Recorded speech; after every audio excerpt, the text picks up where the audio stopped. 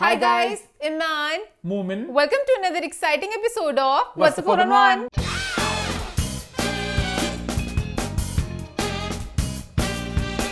जी हाँ, हम वापस आ चुके हैं एक बहुत ही मजेदार एपिसोड के साथ। लास्ट वीक के शो को आप सबने बहुत पसंद किया, बहुत एंजॉय किया। इस प्यार का बहुत बहुत शुक्रिया। Thank you. और इसी नोट पर मेरे दिमाग में कमेंट आ गया जो लास्ट वीक मैंने देखा, यूट्यूब पे था, पता नहीं इंस्टाग्राम पे था, कि ये लोग हर हफ्ते बोलते हैं हमारा शो लास्ट वीक बड़ा पसंद किया लोगों ने, प्यार का बहुत शुक्रिया, चाहे पसंद किया हो चाहे पसंद ना किया हो।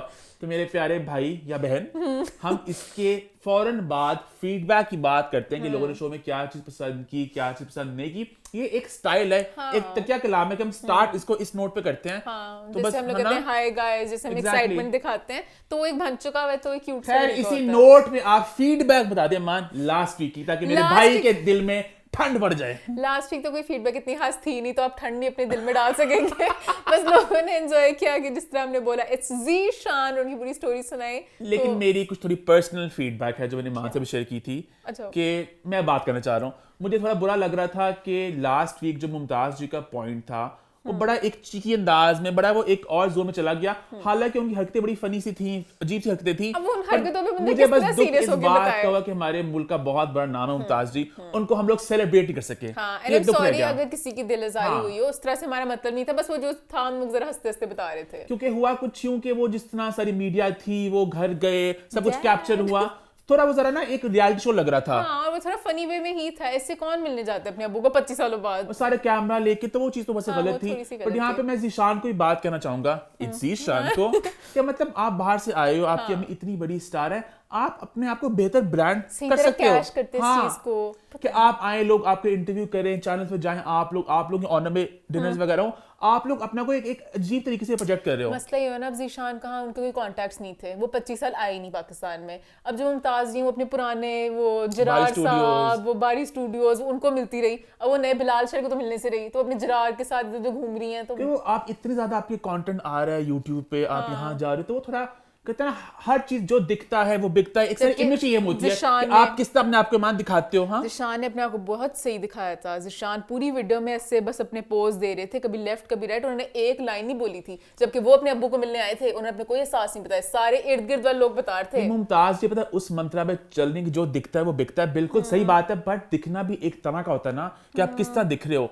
मुश्किल होता नहीं। और अब मीरा जी को ले लो, मुमताज जी को बुरा लग रहा होगा कि मैं आई इतनी देर बाद, अब इंडियन मुमताज को इतने लोग डिनर कर रहे हैं, ये कर रहे हैं। ठीक है, मीरा है, उनको नहीं पता, ओल्ड बॉलीवुड वाले अपने दिमाग में चलते हैं, तो उनसे भी लाइक पहले इस तरह से मुमताज जी ज़ीशान तो पढ़ लिखे हैं ना, वो तो आज के दौर के हैं। वो पता है अम्मी हमें यहाँ पे कहना चाहिए, हम एक पीआर वाले बंदे को ऑन बोर्ड करते हैं, हम अच्छे प्रीमियर पे जाएं, हम इस शो में जाएं, अपनी एक प्लेसमेंट इस तरह से कराएं। ज़ीशान बचपन से मुमताज जी के साथ थे, तो उनके माइंड में वही है। उनके दिमाग में नहीं होगा कि पीआर करवाना, उन्हें खुद नहीं आइडिया होगा। वो बस एक होता है ना, दुनिया में जिस दुनिया में रहते हो उस दुनिया की ही रहते हो आप। But we genuinely wish you all the best Zeeshan and Mumtaz ji. मैंने तो सबसे पहले कहा है कि जब भी मूवी आएगी पहले दिन, फर्स्ट डे। और इस मौके पर मुमताज जी के एक दो गाने में गुनगुनाना चाहूंगा, कि मुमताज जी के बहुत से आइकॉनिक गाने, बहुत से हिट गाने आप सब जानते होंगे, मान भी जानती होगी।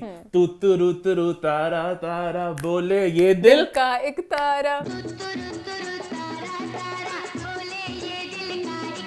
एक और गाना भी गाना चाहूंगा, अख लड़ी बदबदी मौका मिले कदी कदी, कलनी किसने बैठी मजा लिए अचदा। ये गाना तो मुमताज खुद गा रही हैं अभी, है ना, कि मजा लो आज का भाई, एंजॉय करो। फिर मैं वापस चली जाऊंगी। तो खैर, sending lots of love, lots of best wishes your way. और एक बार फिर से मुमताज हमारे मुल्क का बहुत बड़ा नाम है, तो मैं ये बात फिर से बताना चाह रहा था। एंड सॉरी अगर किसी का दिल उससे हर्ट हुआ है। और इसी नोट पे आज के शो की शुरुआत करते हैं। नए साल का पहला शो है, तो क्यों ना बात करें नए साल पर होने वाले बहुत से जश्नों की, बहुत सी पार्टीज की, बहुत से गेट टुगेदर्स की, जो सारे हुए दुबई में वैसे, है ना। और बहुत से लॉलीवुड और बॉलीवुड स्टार्स का जरा हमें मिंगलिंग देखने को मिली। और वैसे कुछ लोग थे जो आपस में तो घूमी जा रहे थे। बहुत सी पार्टीज में सेम लोग भी देखने को मिले। सबसे पहले बात करूंगा मैं उस पार्टी की जो मेरी लिस्ट पे है नंबर 1, क्योंकि हमारे मुल्क के बहुत बड़े सुपरस्टार हुमायूं सईद और बॉलीवुड की बहुत बड़े सुपरस्टार शाहरुख खान की बीवी गौरी खान और साथ राहत फतेह अली खान, हमारे मुल्क के बहुत बड़े स्टार परफॉर्म कर रहे थे। तो ये तिगड़ी को मैंने बड़ा एंजॉय किया। और एक वीडियो देखी मैंने जहाँ पे कोई साहब आके हुमायूं को कहते हैं कि आप जरा उधर आए टेबल पे, गौरी बुला रही है आपको, जरा लेडीज बुला रही हैं उधर।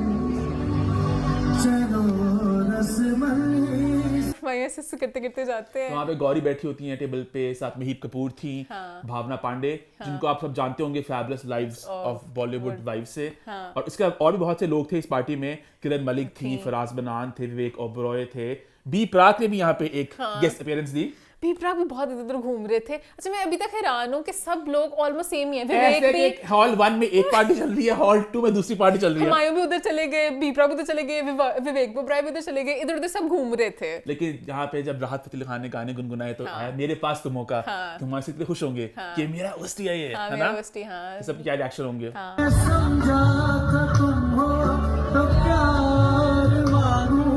और एक वीडियो भी है जिसमें वो ओएसटी चल रहा है और वो उनके टेबल के ऊपर होते हैं, तो हमारे ऑब्वियसली बहुत खुश थे कि मेरा गाना आ गया। और क्या बात है इस पार्टी की? नहीं, इसके अलावा बात करते हैं एक और पार्टी की जो उसी दिन हुई।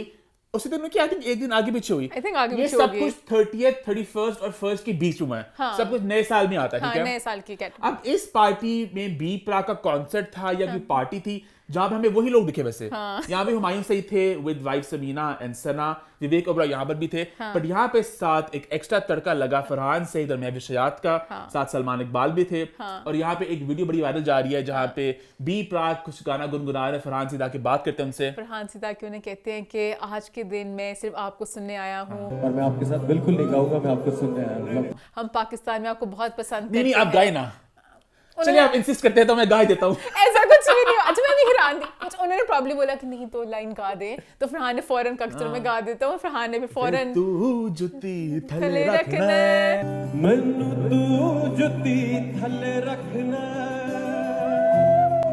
फरहान ने अपने स्टाइल में गाया, मुझे अच्छा लगा क्योंकि मजा आता है जब सिंगर्स अपने स्टाइल में, कुछ लोग फिर कॉपी करने की कोशिश करते हैं कि उन्हीं के स्टाइल में गाएं, तो मैंने एंजॉय कर बी प्राक ऐसे बस खड़े देख रहे थे, मेरा गाना और मेरा गाना और है, और फरहान ने बहुत अच्छी तरीके से उनका गाना गाया, तो एक अच्छा सा मोमेंट था जो कैप्चर हो गया। इसके अलावा हुई एक और नए साल की पार्टी जहां पे बहुत से बड़े बड़े सितारे देखने को मिले। गुरु रंधावा, नेहा कक्कर, आयमा बेग, आसिफ अजहर का कॉन्सर्ट था, जहां पे गेस्ट लिस्ट में शामिल थे कुबरा खान, निदा यासिर, अमर खान, अहमद अली भट्ट, फरहान अली आगा, हरीम फारूक, आमिर खान और फयाज मखदूम। अब इस इवेंट अहमद अली भट्ट भी थे, मैंने बोला अहमद अली अच्छा, भट्ट, ओके। अहमद अली भट्ट, फरहान अली आगा और हरीम फारूक थे होस्ट इस इवेंट के। और बाकी निदा यासिर, कुबरा खान वगैरह को एज गेस्ट इनवाइट किया गया था। और मेन आपके 4 सिंगर्स थे। जब वो खुद भी थोड़े थोड़े कंफ्यूज थे मुझे लगता है, क्योंकि उन्होंने पहले बीच में होस्ट जब पता है उन्होंने हरीम का नाम नहीं डाला वो उसमें। हरीम ने अपनी वीडियो में बोला कि मैं होस्ट भी कर रही हूँ। I am hosting the New Year celebration event powered by ISM Mart. तो वो खुद भी जरा अभी जब इवेंट कर रहे थे ना उनको भी था। इस इवेंट में 3 होस्ट को चाहिए थे। अब मुझे समझ नहीं लगा, अच्छा होस्ट आ गए कि कभी गेस्ट का भी लाइक वो प्रॉपर बता रहे हैं गेस्ट कौन, वो जब आ जाते कहते अच्छा ये गेस्ट भी हैं, तो कहीं ना इस कहीं इवेंट की मार्केटिंग थोड़ा मैं जरा हैरान था कि नेहा कक्कर और गुरु रंधावा बहुत बड़े नाम है, इंटरनेशनल देखा जाए तो। आयमा आसिफ हमारे अपने स्टार्स हमें बहुत पसंद है और बड़े फेमस हैं, बट कहीं ना कहीं नेहा कक्कर और Guru Randhawa are bigger names. तो इनकी जिस तरह पूरी प्लेसमेंट भी थी ना, My name's Aima Beg. This is me, Asim Azhar. This is Neha Kakkar. Order नामों को जो था पिक्चर थी, मुझे समझ लगा, फिर बाद में मैं समझ गया। मैंने मान के समझाया, मैंने कहा basically I think new year की रात पे गुरु रंधावा और नेहा कक्कर जगह जगह पैसे पकड़ के जा रहे थे, 15 मिनट यहाँ पे, आधा घंटा यहाँ पे। गुरु रंधावा ने बहुत पार्टी की। गुरु रंधावा की एक और वीडियो में वहां पे भी वो पार्टी कर रहे हैं, तो गुरु रंधावा ने प्रॉब्ली मुझे लगता है 1-2 गाने गाए, नेहा कक्कर ने भी 2-3 गाने ही गाए हैं। इन्होंने मल्टीपल गिग्स किए उस रात को। मल्टीपल गिग्स किए। आसिम और आयमा पे ज्यादा सब कुछ था, इसलिए उन्होंने अपनी पोस्ट में भी एक ना सिर्फ इनकी लगाई हुई है कि Aima and Asim are singing. एक पोस्ट में नेहा और गुरु को भी डाल दिया। गुरु की एक और मैं देखी स्टोरी जहाँ पे वो एक और पार्टी हो रही थी, बट पार्टी कॉन्सर्ट ही कह रहा हूँ मैं, जहाँ पे उन्होंने गाना था, उसको ज्यादा वो मार्केट कर रहे थे, उन्होंने इसको मार्केट नहीं किया। यहाँ पे वो कुछ छोटी प्रॉब्लम चल गए, कम बजट होगा ना, और मुझे लगा इसके बाद शायद वो कहीं और भी गए हों प्रॉब्ली, है ना? वैसे मैं कितना बस नेहा कक्कर को बहुत देख रहा हूं इन दोनों को ना, अभी रिसेंटली एक शादी हुई अभी, वहां पे दोनों थे, फिर एक और जगह पे थे, तो बहुत से लोग ना गिग्स कर रहे हैं। पता है हफ्ते के लिए गए होंगे, अच्छी पीआर टीम उनकी स्ट्रांग होनी है, कहते हैं अच्छा आपके हॉल के साथ एक और हॉल है वहां पर वैसे कर सकते हैं, तो गुरु ने कहा होगा कितने पैसे, उनका पैसे थोड़े कम कह रहे हैं, अच्छा चलो ठीक है मैं 2 गाने गा दूंगा, तो उन्होंने 2 गाने गाने इस इवेंट पे आए, तो उन्होंने इस तरह से मार्केटिंग नहीं की, उन्होंने कहा हम क्या करें, तो 2 गाने गाने। हालांकि इवेंट लाइव जाना था अपेरेंटली, बट यार लाइव जाना था, मैं बड़ी मुझे थोड़ा स्केची सा लगा, मैंने खोला यूट्यूब का पेज क्योंकि उनके किसी पिछले इवेंट का भी लाइव था, इसका लाइव उन्होंने डिलीट कर दिया। पता नहीं उस लाइव में शायद गुरु रंधावा ने कह दिया कि मुझे पैसे कम मिले।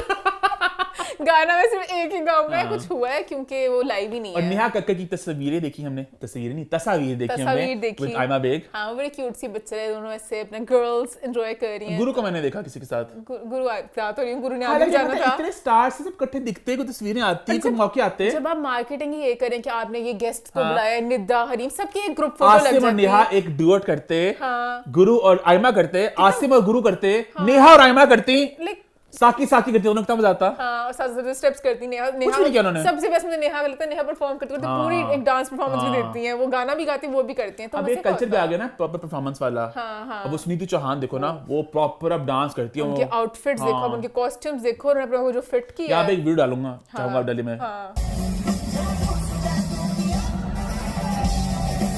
और जैसे अब आयमा भी जब भी कभी कोई कॉन्सर्ट वगैरह करती हैं, वो भी अपनी तरफ से परफॉर्मेंस दे रही होती हैं, तो मजा पता नहीं कुछ फीका ही रह गया थोड़ा। फीका रह गया, कोई कोलैब सही से हो नहीं सका। जब आगे कितनी बढ़े ऑडियंस थी, हमारे गेस्टों ने भी कितना एंजॉय करना था। हाँ। नितिन कहता वो मुझे अमर आती स्टेज पे, ओ साकी साकी रे। हाँ, बट आपके पास डांसर्स भी उस तरह थे, जैसे अमर को अच्छा डांस आता था, उनको भी आप इस तरह इतना बुला कुछ हो सकते सकता थे। था। कुबरा को बुलाते हैं स्टेज पे। हाँ, कुबरा बीच में पता करती। नहीं ये होस्टों ने क्या किया। हाँ, पता नहीं क्या था ये इवेंट, कुछ दाल में में कुछ काला काला रह है गया। जो लाइव भी नहीं ना आया, कुछ तो यहाँ पे हुआ है। आगे बढ़ते हैं फिर। हाँ। आगे बढ़ते हैं और बात करते हैं एक और इवेंट के, जहां पर दिखे हमारे जुनैद खान और भारत की अमीषा पटेल और साथ बिग बॉस के शालीन। ईमान, आप क्या कहना चाहेंगी? मैं पता नहीं, लाइक मुझे अच्छा भी लगा देख के, इतना मुझे अजीब वो मिसमैच सा लगा, शालीन, अमीषा, जुनैद खान, ये क्या कॉम्बिनेशन था। बट मैंने बड़ी एंजॉय की वीडियो, जुनैद ने खुद ही अपलोड की हुई है। अमीषा को थोड़ा स्लो वर्जन मेरा स्लो था, सुनने को बेकरार है। उन्होंने दिखाया कि लाइक वो प्रॉब्ली अमीषा के फैन होंगे। अमीषा के हम सब फैन रह चुके हैं। हाँ, तो उन्होंने उस तरह से एंजॉय किया। अमीषा की सोलो परफॉर्मेंस भी थी, इकट्ठे भी थे। उन्हें आई थिंक शालीन का नहीं पता था, वो शालीन अपने लगे हुए थे, उन्हें था मैं अपनी साइड पे कोने में खड़ा रहूंगा। जुनैद को भी चाहता थोड़े से मूव्स ऐसे हिलते, जुनैद बस खड़े रहे स्टेज पे। अब मुझे समझ लग रहा कि जुनैद वहाँ पे किस कैपेसिटी में थे। जुनैद एज अ गेस्ट गए थे, क्योंकि फिर अमीषा ने स्टेज पे बुला लिया ना, तो स्टेज पे आके थोड़ा सा करना चाहिए था, कहो ना प्यार है। बट शालीन को मुझे एक्साइटेड था, वहाँ पीछे डांस जो चल रहे थे वो, क्योंकि एक वीडियो जुनैद खड़े में, ठीक है कितना ऑकवर्ड होगा जुनैद के लिए, वो स्टेज पे खड़े में, पीछे गोल दायरे में गिद्दा चल रहा है, क्या चल रहा है, मिश्रा शालीन सबका, और जुनैद ऐसे खड़े में देख रहे हैं, तो थोड़ा सा आगे बढ़े। हाँ। आगे बात करते हैं भाई एक और महफिल की, जो आई एम नॉट एग्जैक्टली श्योर उसकी डेट क्या है। आज इसका मैंने कंटेंट देखा। बात करें हमारे मुल्क के दो बहुत बड़े स्टार्स आतिफ असलम और हदीका कियानी। अब I am not sure date क्या है, बट लिखा था कि न्यू ईयर के आसपास था यहाँ पे भी। का ही था, वो भी तो दुबई ये भी में एक था। कॉन्सर्ट सा कर रहे थे, कोई प्राइवेट इवेंट लियो था, कोई ट्विंस भी थे। कॉन्सर्ट था, आई कुडंट टेल। हाँ, उन्होंने पर गाना और एक गाना देखा मैंने बस। हाँ, वो जो उनका आइकॉनिक हाँ। गाना है, होना होना था था प्यार हुआ मेरे यार। तो ये भी एक था event. And last but absolutely not the least बात मैं करना चाहूंगा एक इंसान की, जिनका नाम है साइम अली। और भाई साइम अली को अब से मैं कहूंगा the king of Dubai. Saim Ali हर जगह छाए हुए थे, जो पार्टी हो रही है, जहां पर भी है, जो मेन स्टार है, उनके साथ सेल्फी है, साथ उनकी वीडियो है। और उनकी जो सेल्फी और वीडियो लगते हैं जिनके साथ है, वो उनके फैन है। मैं मजाक के अलावा जो उनकी वो वीडियो थी पहले बी प्राक के साथ, पता नहीं किस तरह पकड़ लेते फोन हैं। पर ही खड़ा हुआ है प्रॉपर। हाँ, बी प्राक पकड़ा हुआ लग है, रहा है बहुत चिलिंग लग रही है। मैंने फिर कहा गाना गाओ, तो उनका मैं क्या गाना गाऊं यहाँ पे महफिल में। मॉल में सुनेगा भी नहीं यहाँ पे। कुछ नहीं होता, गाना गाए सब सुनेंगे, सब सुनेंगे, आप गाएंगे सब सुनेंगे। भला सही उन्होंने ये नहीं कहा था कि लोग नहीं सुनेंगे, वो कहते थे मैं मॉल में पता नहीं कहाँ पर हूँ, लेकिन अजीब लगता है गाना गाना। तो खैर। साइम एक इवेंट पे गए जहाँ पे जुबिन नौटियाल ने परफॉर्म किया, वहां भी साइम के साथ और- इंटीमेट फोटो थी। हाँ, अपेरेंटली जुबिन ने उनको स्पेशल इनवाइट हाँ। किया था। नीचे कमेंट पड़ा है, वो इतनी एक्साइटेड थे इनके इनविटेशन पे, वो अपनी शर्ट आयरन करना भूल गए, बट वो भी बच्चे बड़ी इंटीमेट पार्टी थी वहां पे, मैंने रवीना टंडन को देखा वहां पे। मैंने वहां पे ऋतिक रोशन की एक्स वाइफ सुजैन थी, और भी काफी लोग थे। साइम हर जगह है, मैं मजाक नहीं करी। साइम आप कहीं भी किसी पार्टी को, क्या पता इन पार्टीज में भी कहीं ना कहीं पीछे थे वो, हमें पता नहीं Saim चला। is everywhere. Saim is everywhere, पता नहीं साइम इज कैसे, the person to contact when in UAE, है ना? हाँ, एग्जैक्टली। साइम हर जगह थे, बाकी सब दूर से देख रहे बी प्राक को, वो साथ खड़े गाने सुन रहे थे। आगे बढ़े फिर। आई थिंक इसी नोट पे हमारे न्यू ईयर के सेलिब्रेशंस होते हैं खत्म। But happy new year, happy new year. हाँ। लेकिन सेलिब्रेशन का सिलसिला रुकना नहीं चाहिए। ईमान का बाजा निकलने वाला है।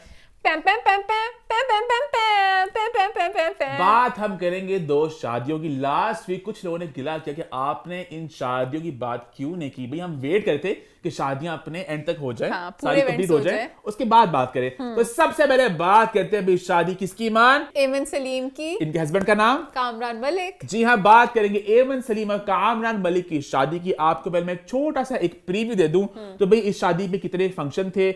एक निकाह था, एक ढोलक, एक माइयों, एक मेहंदी और एक शलीमा और एक एंगेजमेंट शूट था। ये 6 टोटल हो गए लुक्स। इवेंट्स बेशुमार थे बट कहीं ना कहीं उस तरह से बज नहीं मच सकी। अच्छा, मुझे इस शादी के बाद कहीं ना कहीं समझ लगा कि माहिरा खान की अप्रोच क्यों थी कि हुआ कुछ चूंकि एमन खुद ऑफिशियली अभी सब कुछ अपलोड आहिस्ता आहिस्ता कर रही हैं, बट कहीं ना कहीं झलकियां आ गई इधर से उधर से, एक खिचड़ी मच गई है।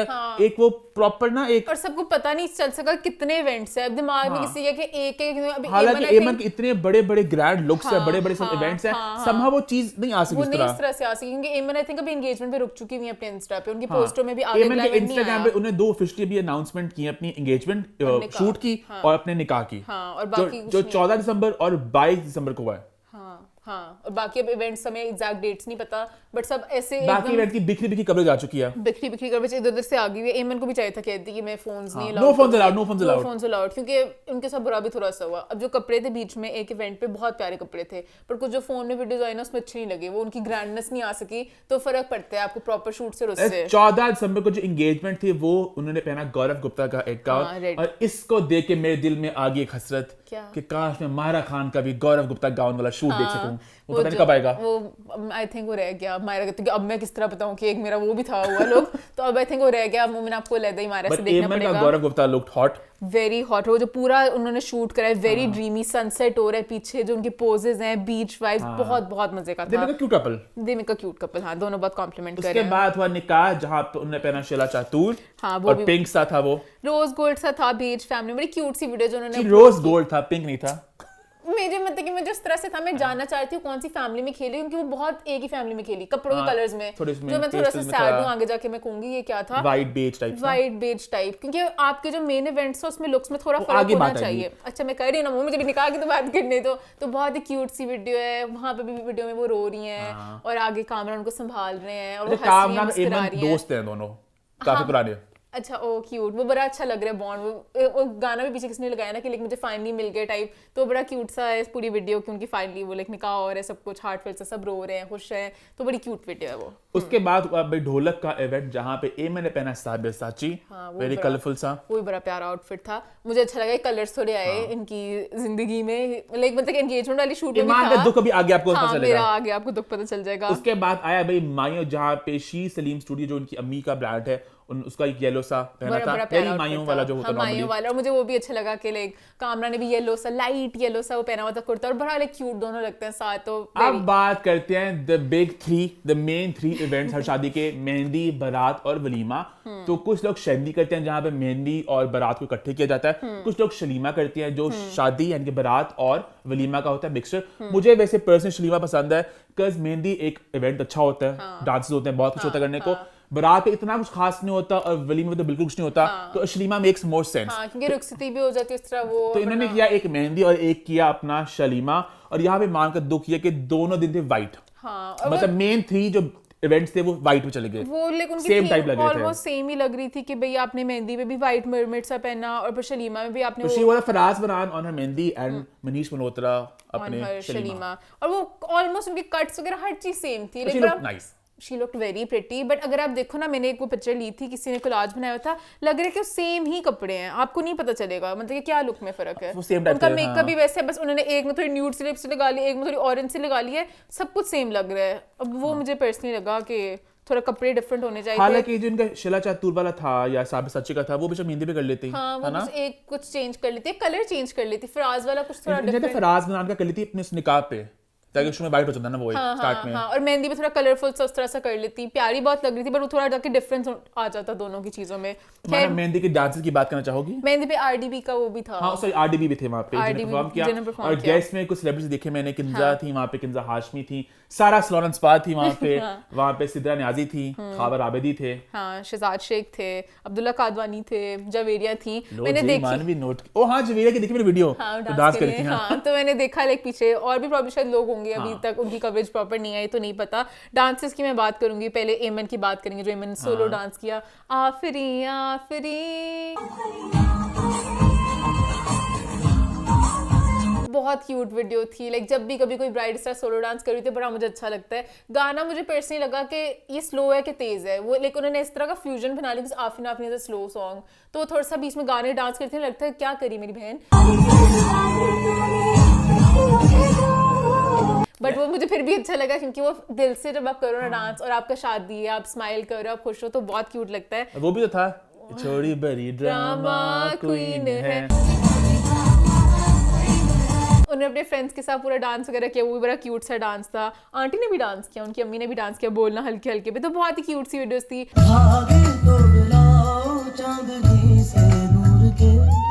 एक वीडियो जिसमें कामरान को भी अंकल होते हैं ना जो एक ऐसे, I think I don't know कि कामरान कैसे, मुझे लगता है कामरान थोड़े इंट्रोवर्ट से ऑकवर्ड से हैं, तो उनको ना ऐसे अंकल नहीं शादी में करते हाथ पैर के, चलो चलो बेटा डांस करो, बेटा डांस करो, तो ऐसे ऑकवर्ड से हो रहे हैं कि क्या मैं डांस करूं, तो उन्होंने ऐसे करके थोड़ा थोड़ा डांस किया है। और क्यूट सी वीडियो सारी मेहंदी की मैंने एंजॉय की। अब बात करते हैं भाई शलीमा की। मुझे एमन की एंट्री थी वो मेहंदी थी कि वो शलीमा था? आई थिंक वो शलीमा था। वो बहुत मजेदार एंट्री थी, बहुत ड्रामेटिक थी, बहुत फिल्मी थी, बहुत अच्छा लगा मुझे। सारी स्टेयर्स में से उनका दुपट्टा से करता आ रहा है, वेरी फिल्मी और बहुत प्यारी लग रही थी। दोनों बहुत अच्छे लग रहे थे, डिकोर वगैरह भी बड़ा प्यारा था, बहुत बहुत ड्रीमी सा था, मुझे बहुत अच्छा लगा। शलीमा की जब इनकी रुखसती वहां पे भी एक छोटी सी कंट्रोवर्सी बन गई है। वो एक वीडियो है जिसमें वो एमन बहुत ज्यादा रो रही हैं और वो अजीब रुखसती का वक्त है, रुखसती का वक्त है, पर मुझे कहीं ना कहीं लगता है जैसे मोमेंट भी है, मोमेंट मुझे लगता है जब रुखसती हो रही है मोमेंट कहेगा मैं नहीं कुछ कर सकता, ये नॉट इन दैट जैसे वे। वो भी थोड़े लगे सोशली ऑकवर्ड से, थोड़े इंट्रोवर्ट रिजर्व से, I could connect to him कि बंदा क्या करे उस वक्त पे। जैसे कुछ लोग बहुत ड्रामेटिक, कुछ लोग बहुत फिल्मी होते हैं कि वहां पे हैं, टेंशन मत लें, अब मैं हर चीज संभाल लूंगा। आपका 2 बेटे आ गए हैं, एक बेटा था, ये आपके घर है ना? लोग थोड़े इस तरह के भी होते हैं, कुछ लोग थोड़े होते हैं जरा खुल के बात, थोड़ा एक्सप्रेसिव होते हैं। बट थोड़ा सा मैं इसमें कहना चाहूंगी एमन को, अब मुझे नहीं पता उन्होंने उस वक्त क्या कहा था, बट शायद वो कह रहे हो कि एमन हम दोस्त हैं, बचपन से हमारी फैमिली के साथ हुए, जैसे जिनकी अरेंज मैरिज होती है उनका तो भी डर बनता है हम किसके घर में जा रहे हैं, बट भाई तू जानती है तो क्या है, तुझे थोड़ा कम थोड़े ऑकवर्ड थे, इसमें मुझे कुछ गलत लगा उनका। अब उनकी वीडियो भी बेचारे किस तरह आ गई ना, एक में पता नहीं लग रहा, ऊपर पता नहीं तारे गिन रहे हैं, कभी परिंदे देख रहे हैं, और एमन फुल ज्यादा रो रही है। तो थोड़ा सा अगर आप थोड़ा सा कर लेते, खैर अब तो गुजर चुका दिन के लाइक मतलब कि एमन कुछ नहीं होता, ऐसे ही कर लेते, मुझे लगता है मोमिन ऐसे करना है कुछ नहीं होता, पर मैं सीट से कुछ दूल्हे खुद रो जाते हैं साथ। हाँ, ये भी होता है, ये भी होता है। अब दूल्हे रोने लग गए। हाँ, मैंने देखे हैं 1-2 वीडियोस। अब मुझे बताऊं क्या लगता है, मैं किसी को नाम नहीं लूंगी, इंस्टा पे जब भी कंटेंट बनना है भाई, अब कंटेंट देना है, कंटेंट क्रिएटर्स के अलावा जो इंस्टा पे होंगे फेमस होंगे, अब आम लोगों को भी इतना शौक हो गया फेमस होने का, हर कोई कहता है हमने एक एक्ट डायलॉग बाजी हम करेंगे, रुखसती तुम इस एंगल से यहाँ पे आना, मैं इस एंगल से पकड़ूंगा, वहां से कैमरा आएगा, मैं 2 डायलॉग बोलूंगा, तुम्हारे माथे पे चूमूंगा, फिर तुम देखना, और इस तरह हर कोई शूट्स करा रहा है, फिल्मी शूट्स। और मुझे हैरानी होती है, देखिए मैं हूँ ठीक है, अब मैं बड़ी कॉन्फिडेंट हूँ कैमरे के सामने आती हूँ, मुझे लगता है मैं भी शादी का शूट करूंगी ना, अजीब सी मेरी पिक्चर्स आएंगी, मुझे पोस्ट करना नहीं आता। अब जब बिल्कुल आम लोग होते हैं किस तरह करते हैं, उनके अंदर कितनी लाइक वो फिल्मीनेस होती है, तो I am happy to see such videos. अच्छा, इस शादी को लेके मैं एक बात और भी एड्रेस कर लूँ। काफी कमेंट आए थे कि आप लोग बात कीजिएगा व्हाट्सएप फॉरवर्ड बनाने में कि अरसलान शादी में क्यों नहीं दिखे हमें, अरसलान और एमन ने दूसरे को अनफॉलो कर दिया। तो आई थिंक ये बात पहले हो चुकी है कि जब इनका एक कपल बना दोनों का ड्रामे के वक्त, तो एमन थोड़ी सी अनकंफर्टेबल थी क्योंकि बहुत ज्यादा चीज बन गई थी कि वो एक रियल लाइफ कपल था जो उसको रियल लाइफ समझ रहे थे, तो दे वर जस्ट फ्रेंड्स। तो उसके बाद उन्होंने एक फुल स्टॉप लगाया इस बात पे, तो प्रॉब्ली अरसलान खुशी थे इस बात से, दोनों का फॉलो हो गया, अनफॉलो कर लिया, और दैट्स व्हाट इट। और कहीं ना कहीं होता है समझे पूरी फैमिली वगैरह हर कोई इस तरह से एमी लिंक कर रहा हो, तो फिर आप तो नहीं चाहोगे ना। और एमन वैसे भी she is not your like industry वाली कि मैं एक्टिंग करियर, उन्होंने 2 ड्रामे किए हैं, वो अब वापस आई थिंक शादी करके वापस आती है कि मैं एक्टिंग ना, मुझे ऐसी वाइब आई इनसे। मुझे ऐसे लगता है कि उनको है कि बस कोई बहुत अच्छा रोल हो या बहुत मुझे होगा, वो like she is very chill about it, करूंगी तो कर लूंगी, नहीं तो ना सही। तो उस तरह की वाइब थी उनकी, तो उन्हें बस लग रहा था कि ये चीज ना हो, क्योंकि जब उनके कुछ है ही नहीं उस तरह से, या फिर जिन्होंने इंडस्ट्री में आना बहुत दफा लोग लिंक कर देते हैं, वो फिर इम्यून हो जाते हैं कि भाई चलो खैर है, ड्रामे करेंगे आगे, प्रोजेक्ट करेंगे, तो why not, it's a good deal. हाँ, गुड डील भी नहीं कि अगले पेयर में किसी और के साथ लिंक कर देंगे, ये वाली चीज पुरानी हो जाएगी, बट उनका एक ही लिंक उस तरह से किया गया, तो कहीं ना कहीं इंटेंस वाला था, क्योंकि हो भी क्या ना किस्म से 2 ड्रामे बैक टू बैक कर लिए, सारी कैंपेन्स इकट्ठी होगी और किसी के साथ उनका पेयर बना ही नहीं, तो फिर लगा इन्हीं से, और लोग एक्चुअली शिप भी करने लग गए थे कि शादी इनकी वजह वगैरह वगैरह, तो फिर ऑकवर्ड सा होता है, और वो भी आके क्या ही करते शादी में इस तरह से, शायद वो उस तरह से थोड़ा। But I'm really happy for Eamon, और बहुत सारा प्यार, बहुत से बेस्ट विशेस। और कुछ बात है नहीं आगे बढ़े, फिर आगे बढ़ते हैं, बात करते हैं एक और शादी की। शादी हुई अरसलान फैसल की विद निशा तलत। इस शादी के 3 इवेंट्स थे। मोमिन डॉक्टर निशा तल्लत, सॉरी डॉक्टर निशा तल्लत। भाई इस शादी के 3 इवेंट्स थे, अच्छा लगा मुझे। सिंपल शादी, कोई बहुत बड़ा बखेड़ा नहीं कि 600 इवेंट्स हैं। एक ढोलक हुई, एक शादी हुई और एक हुआ वलीमा। हाँ, उन्होंने कहा आराम से हम करके और क्यूट उन क्यूट वे तीनों में। इवेंट इतना कंटेंट आ गया, इतना कुछ इंस्टाग्राम पे आ गया कि 3 इवेंट्स ही एमन के 6 इवेंट से भारी हैं। हाँ, कहीं ना कहीं क्योंकि वो सब कुछ कवरेज हो रही थी साथ साथ। आई डोंट नो एमन की उस तरह से क्यों नहीं हुई। अब इवन इनकी जब शेंदी हुई है, इनकी कराची में थी, लेकिन उन्होंने शहर भी बदल लिए।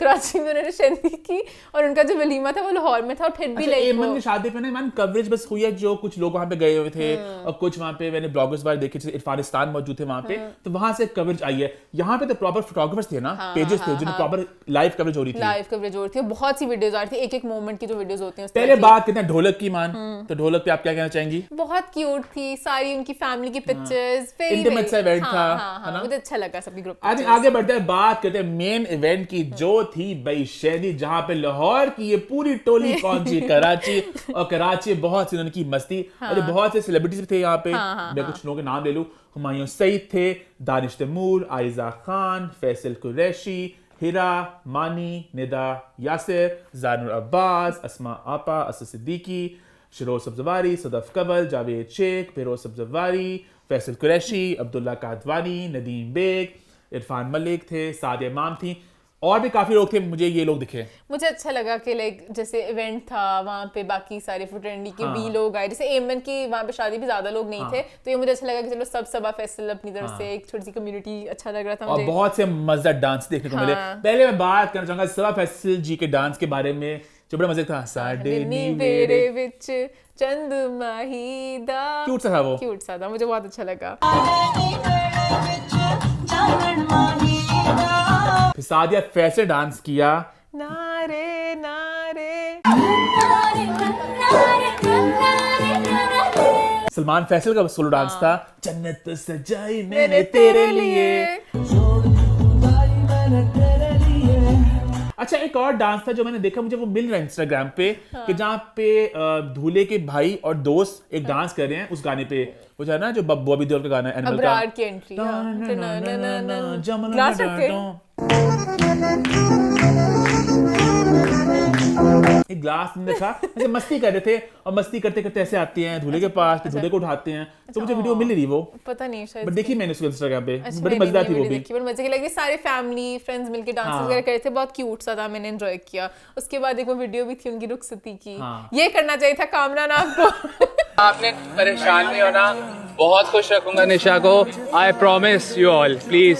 ईमान असलान थोड़ी ज़रा कॉन्फिडेंट थे, कैमरा के आगे थोड़े एक्सट्रोवर्ट से थे, मुझे और वो थोड़े कॉन्फिडेंट उस तरह से नहीं थी। ये भी मुझे थोड़े ऑकवर्ड सी लगती, जिस तरह बात कर रहे थे उनका वो थोड़ा ईमान सा कुछ थोड़े एक्सप्रेसिव होते हैं, वहां पे वो एक्सप्रेसिव नहीं थे। यहाँ पे इन्होंने कहा कि नहीं आप परेशान मत हो, रोए मत, आप परेशान मत हो, बहुत खुश रखूंगा, रोने नहीं दूंगा, किसी ने यहाँ पे रोना नहीं है, लव यू ऑल। रोए कोई भी ना, प्लीज कोई ना रोए, love you all, love you. और यहाँ पे कुछ कमेंट्स में देख रहा था कि सासू माँ खुश रहने देगी तब ना, क्योंकि वो पूरा जो सलमान और नेहा का पूरा एपिसोड हुआ था, अनफॉर्चुनेटली बड़ा पब्लिक सब कुछ हो गया था कि नेहा ने कोई स्टोरी लगाई थी, बिस्वा जी ने एक वीडियो बनाई थी, और बड़ा अजीब सा पूरा मामला बन गया था। बहुत ज्यादा इन डेप्थ जाके बात हुई थी। ऐसे मौकों पे पता है ये मसला होता है, अगर आप ना वो बातें लगाते, अब जैसे अल्हम्दुलिल्लाह सब कुछ ठीक है, नेहा भी थी वहाँ पे, सलमान भी थे वहाँ पे, सब कुछ था, तो वो बात ना ही होती, लोगों को पता भी ना चलता। घर की बात घर में रख के सॉल्व करनी चाहिए, ताकि फिर दुनिया में तमाशा ना मिले। Let bygones be bygones, we all moved past it. और वैसे भी ना कहीं ना कहीं सबा फैसल जी एक अदाकारा भी हैं, तो अक्सर रोल्स करते हैं ना एक थोड़ी जरा कड़वी सास के, तो लोग कहीं ना कहीं उन रोल्स को आपकी असल जिंदगी पे एसोसिएट भी कर लेते हैं एट टाइम्स। बट मुझे सबा फैसल बहुत खुश लगी है, तो मुझे लग रहा है कि सब इंशाल्लाह सब कुछ अच्छा ही होगा। और कभी कभी ये भी तो होता है ना कि लाइक माँ की पसंद की बहू आई है, लव वाली होती है, फिर पहली वो जरा एक तरार सी पड़ जाती है कि और हर घर के मसले मसाले होते हैं। हाँ, सबके कभी हर जगह लड़ाई होती है, जहाँ पे प्यार होता है वहाँ पे लड़ाई भी होती है, तो ये जिंदगी के साथ साथ ही है। that ends well, है ना? यस। तो ईमान और कुछ बात है शादी की, शेंदी की? नहीं, अब हम वलीमे अब पे शेंदी के बाद आते हैं भाई वलीमे के फंक्शन में जो हुआ लाहौर में। सो बेसिकली शेंदी हुई थी कराची में और वलीमा हुआ था लाहौर में। और यहाँ पे अगर मैं सेलिब्रिटीज की बात करें तो भाई लाहौर में कोई खास सेलिब्रिटीज नहीं है अनफॉर्चुनेटली। तो वहाँ पे वहाज अली मौजूद थे, सबा हमीद, वारिस बेग एंड फैमिली, पलविशा जी और द मुंशी फैमिली। ईमान कैसा रहा वलीमा? सब कुछ बहुत अच्छा था, दुल्हा दुल्हन बहुत प्यारे लग रहे थे, उन्होंने केक काटा, गाने गुनगुनाए, हाँ, मस्तियां की। सादिया फैसल बहुत प्यारी लगी थी, मेरा फेवरेट लुक था उनके सब इवेंट्स में से। ईमान सबा जी भी क़यामत ढाल थी, दोनों माँ बेटी की दोनों जोड़ी बहुत प्यारी लग रही थी, बट मेरे लिए सादिया बहुत बहुत प्यारी लग रही थी, मैंने बहुत ज्यादा अच्छा लगा। और यूजुअली वलीमे का जो इवेंट होता है थोड़ा सा बोरिंग सा होता है, हाँ। और मैं जैसे डाइट में खाना भी नहीं खा रही थी, तो शुक्र है मेरे साथ कंपनी में वहाज थे, तो हमने बहुत सी बातें की। थोड़ा मैंने तेरे बिन के बारे में पूछा, ऑब्वियसली वो ऑफ रिकॉर्ड था, बट मेरा अच्छा इवेंट गुजर गया, मजा आया मुझे। अच्छा, अम्मा का एक दुख था कि अम्मा सुबह हमीद से ना मिल सकी।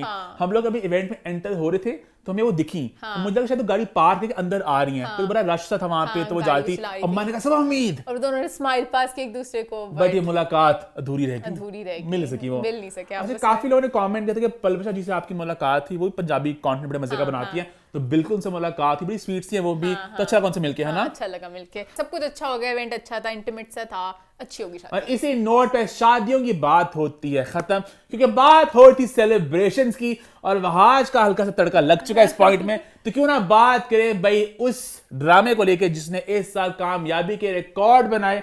बात कह रहे हैं जी रे तेरे बिन की, और तेरे बिन 2 की उस अनाउंसमेंट की जिसको अब्दुल्ला कदवानी ने बहुत देर से हम सबको टीज कर रखा था कि 29 दिसंबर को आएगी कोई बहुत कमाल की अनाउंसमेंट। सब लोग वेट कर रहे थे, अपनी प्रेडिक्शन ले रहे थे क्या क्या होगा। मुझे लगा था कुछ टीजर आएगा, कुछ ड्रामेटिक सा कुछ वीडियो होगी, मुझे लगा था कुछ ग्लैमरस सा शूट होगा, भाई साड़ियां पहनी होंगी, पता नहीं क्या कुछ होगा, तो उस हिसाब से कुछ लोगों को ये भी लग रहा था शायद ये लोग एक फिल्म बना दे। वैसे हम तो नहीं थे बस मेरे माइंड में था कि बहुत अच्छा चीज है, शायद ये अनाउंस कर दे, फिल्म कर दे। हाँ, एक एक्सपेरिमेंट करना कि चलो हम फिल्म ट्राई करते हैं, और उनकी एक और सक्सेसफुल शान के भी यही थॉट्स थे हमारे से। हाँ, शान भी हमारी तरह कह रहे थे कि अच्छा मौका था ब्रांड को और बड़ा करने का, ब्रांड को भी और बड़ा करने का, और कहीं ना कहीं हमारे सिनेमा को भी थोड़ा सा। कहीं हम सबकी बड़ी एक्सपेक्टेशन, बड़ा इंतजार था कि 29 दिसंबर को क्या होगा। सब कुछ अब्दुल्ला कादवानी की वजह से था। अब्दुल्ला कादवानी ने सितंबर से स्टार्ट की थी, पहले उन्होंने एक लगाई ट्वीट, सबको ऐसे आग लगाई कि खुदा और मोहब्बत 4 चाहिए तुम लोगों के, तेरे बिन 2। सबने बकलास फिर उन्होंने इसको वेट किया कुछ 10-15 दिन, फिर उन्होंने नवंबर 10 को एक ट्वीट की कि भाई दिसंबर 29 को अपनी बेल्टें बांध लो, एक अनाउंसमेंट आने लगी है, तुम लोगों को बहुत मजे की लगेगी। और इसी बीच में वहाज और माया के ड्रामे का भी एक आ चुका था अनाउंसमेंट, जो उनके ऑफिस में एक शूट था, तो मुझे ये तो शूट इनका नॉर्मल हो गया। अब तेरे बिन कुछ बहुत एक्साइटिंग होने वाला है, जो उन्होंने डेट भी अनाउंस किया कि भाई सब वेट करो दिसंबर 29 but we were a bit disappointed कि वो भी एक शूट था बस, I was very disappointed, क्योंकि अब हमें अनाउंसमेंट का पता चल गया था कि तेरे बिन 2 आ रहा है। अब हमें मुझे तो चाहिए थी यमुना भाई एक साड़ी में, मुझे तो भाई चाहिए थी कुछ एक ऐसे बाल उड़ते हुए वाली वीडियो, मैं बिल्कुल भी खुश नहीं हुई। और ऊपर से अच्छा, उसी दिन आ गया डीवा का कवर, इनकी किस्मत बुरी, जो बहुत हॉट था, बहुत हॉट था। डीवा का कवर था,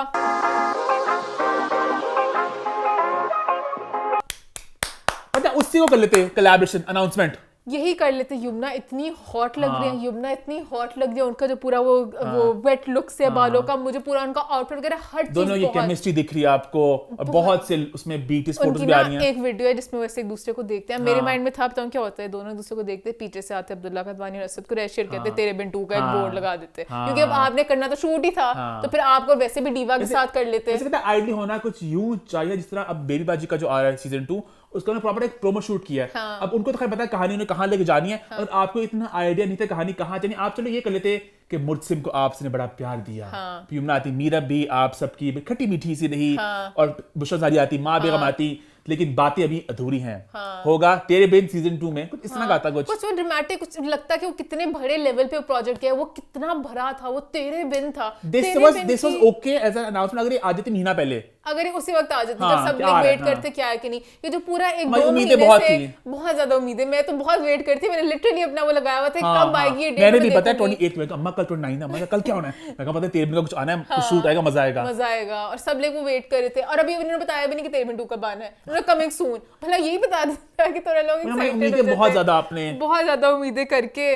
और मुझे वेटिंग फॉर द एक मेरा थोड़ा सा गिला यमुना से भी है, क्यों यमुना उनका पूरा था एक suit black black black black black, सब boys black black black black black, Yamuna का आधा ऊपर ब्लैक ब्लैक ब्लैक। ये ब्लू जीन्स कहाँ से आई, ये कैजुअल जीन कहाँ है? नहीं उनका बड़ा प्रॉपर, अच्छा पहले उनका शूट कुछ नहीं था, उनका शूट अब यही फॉर्मली लग जाता कि सब ब्लैक सूट्स अपने पावर कपल पावर पूरी टीम बन के आ रहे हैं। उसमें यमुना के शूज वाइट कलर के, ब्लू जीन्स बहुत ऑफ लग रहे थे। ये भी इनको पूरा ब्लैक लुक करना चाहिए था और बॉस लेडी बन के आना चाहिए था। का शूट ही होता तेरे बिग दीवा का शूट, वही होता अनाउंसमेंट ना, फहाद यमुना दोनों दीवा का शूट ही होना चाहिए था। तेरे बिट्टू का अनाउंसमेंट ना, और वो लोग पीछे आ जाते साथ है ना? उसी शूट में। खैर सैड। आगे बढ़ते हैं। आगे बढ़ते यार, बात हो रही है सीजन 2 की, तो बात करते हैं एक और ड्रामे की सीजन 2 की, और एक और ड्रामे की जो बिल्कुल मिलता जुलता है और लोग भी परेशान, मैं भी परेशान। बात करें बेबी बाजी जिसका सीजन 2 आ रहा है, जिसका नाम है बेबी बाजी की बहुएं। और बात करते हैं एक और ड्रामे की जिसका नाम है मोहब्बत सतरंगी, जो आ रहा है ग्रीन एंटरटेनमेंट पे। अब जब मोहब्बत सतरंगी की मैंने पहले देखा अनाउंसमेंट के ड्रामा आ रहा है, ये कोई आई थिंक 2-3 महीने पहले इसकी कुछ फर्स्ट लुक सामने आई थी, कुछ बीटीएस फोटोज वगैरह आई थी। उसके बाद जब ड्रामे का टीजर आने लग गए तो सारी कास्ट वही थी। मैंने बल्कि बकायदा नोट किया जाके कि बेबी बाजी कास्ट और ये कास्ट एग्जैक्टली सब सेम लोग हैं, बस 2 लोग मिसिंग है यहाँ पे। एक यहाँ पे आयना नहीं है, आयना आसिफ थी जो उसमें बेबाजी में, वो आई थिंक वो अपने जरा एक और जोन में जा रही, थोड़ी कौन सी जोन में जा रही है, वो कहीं पे भी नहीं है, वो बेबाजी 2 पे भी नहीं है। हाँ, और एक फाइजा खान नहीं थी, लेकिन फाइजा खान की जगह आ गई मिशेल मुमताज, तो तमाशा कलेक्शन रहा। और साथ इन एडिशन शहीद अली खान और दान अफजल का तड़का भी इस ड्रामे में है। तो मेरे दिमाग में ये बात चली कि ग्रीन पे ड्रामा आ रहा है, वही कास्ट है, कहीं ना कहीं वही फ्लेवर है। तो एयर भाई ने मतलब क्या कि इनको वहां पे जाने दिया, बेबाजी सीजन 2 बनना था नहीं बनना था, तो मतलब ये क्या माजरा है, क्या मामला, क्या है 411 सेम टाइम पे सब ये हो रहा है, क्यों? और मेरे दिमाग में पता नहीं बात थी, मुझे कोई सबूत नहीं मिला इस बात का कि बेबाजी सीजन 1 जब खत्म हुआ था ना, तब ये बात उड़ी थी कि सीजन 2 आना है इसका, ये बात चली थी कहीं से कि 2 आना है इसका। मैंने भी बात की जवेरिया साउथ से, जो इस ड्रामे की प्रोड्यूसर भी है और राइटर भी है, तो उन्होंने कहा कि बेबाजी सीजन 1 खत्म होने के बाद 2 का कोई प्लान नहीं था। ये सब लोग चाहते थे, पूरी कास्ट ये बड़ी एक फैमिली बन गए थे कि 2 आए मजा आएगा, बट उनका कोई प्लान नहीं था। बिकॉज बेबाजी अब्दुल्ला सेजा आइडियल्स की प्रोडक्शन थी, तो उनका प्लान था बस एक ड्रामा खत्म हो गया। तो ये लोग चाहते थे कि हम आगे कहानी और करें, एक फिर ड्रामा व्हाई नॉट, बट उन्होंने कहा कि हमारा इरादा नहीं है। तो फिर इन लोगों को ग्रीन से एक ऑफर आई, एक अपॉर्चुनिटी मिली, और सब लोग ड्रामा इकट्ठे करना चाहते थे, इन सब ने अपॉर्चुनिटी को पकड़ लिया। और वहां पे अब ये ड्रामे की प्रोड्यूसर है JJSI प्रोडक्शन, यानी कि जवेरिया, जन्नत, साउथ और इब्राहिम, इनकी फैमिली। क्यूट लगा मुझे ये। इस ड्रामे के डायरेक्टर है शाहिद यूनुस और इसकी राइटर है जवेरिया साउथ खुद ही। इन्होंने पकड़ लिया इस अपॉर्चुनिटी को, सारी कास्ट इकट्ठों की ड्रामा यहाँ पे आने लगा।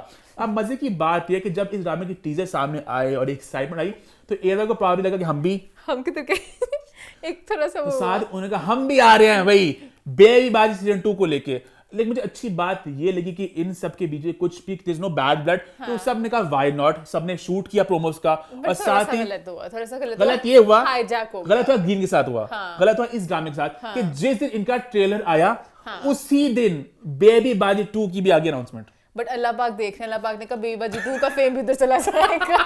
वो कहीं ना कि वो वाली चीजें भी एक हाइप मच गई ना, बेबाजी 2 आ रहा है, तो आधे लोगों को शायद लग रहा है मोहब्बत सतरंगी बेबाजी 2 है, आधे लोग हमारे ऐसे ही हैं। तो ये बड़ा तीखा सा था, तीखे से जिस दिन ट्रेलर आया उस दिन इनका भी फर्स्ट लुक आ गया। बट उनका माशाल्लाह बहुत चला मोहब्बत सतरंगी भी, मैं व्यूज वगैरह देख रही थी उनकी पहली एपिसोड पे। के हिसाब से ग्रीन में व्यूज थोड़े कम आ रहे हैं, तो उस तरह बहुत अच्छे जा रहे हैं। उनका 1.3 मिलियन उनकी पहली एपिसोड पे, उनकी दूसरी एपिसोड 600 के हो गया है। वहां पे बेबी बाजी 2 के टीजर ट्रेलर को भी 530 के हो गए हैं, तो कहीं ना कहीं इनकी फैमिली को लोग बहुत पसंद कर रहे हैं। बेबी बाजी सीजन 2 का बड़ा मजे का था वो पूरा प्रोमो, अच्छा लगा मुझे। और मुझे अच्छा लगा तो इन पे आर्ट वर्क भी पूरा ने सब कुछ कर लिया फौरन। ये होती है एक बदले की आग।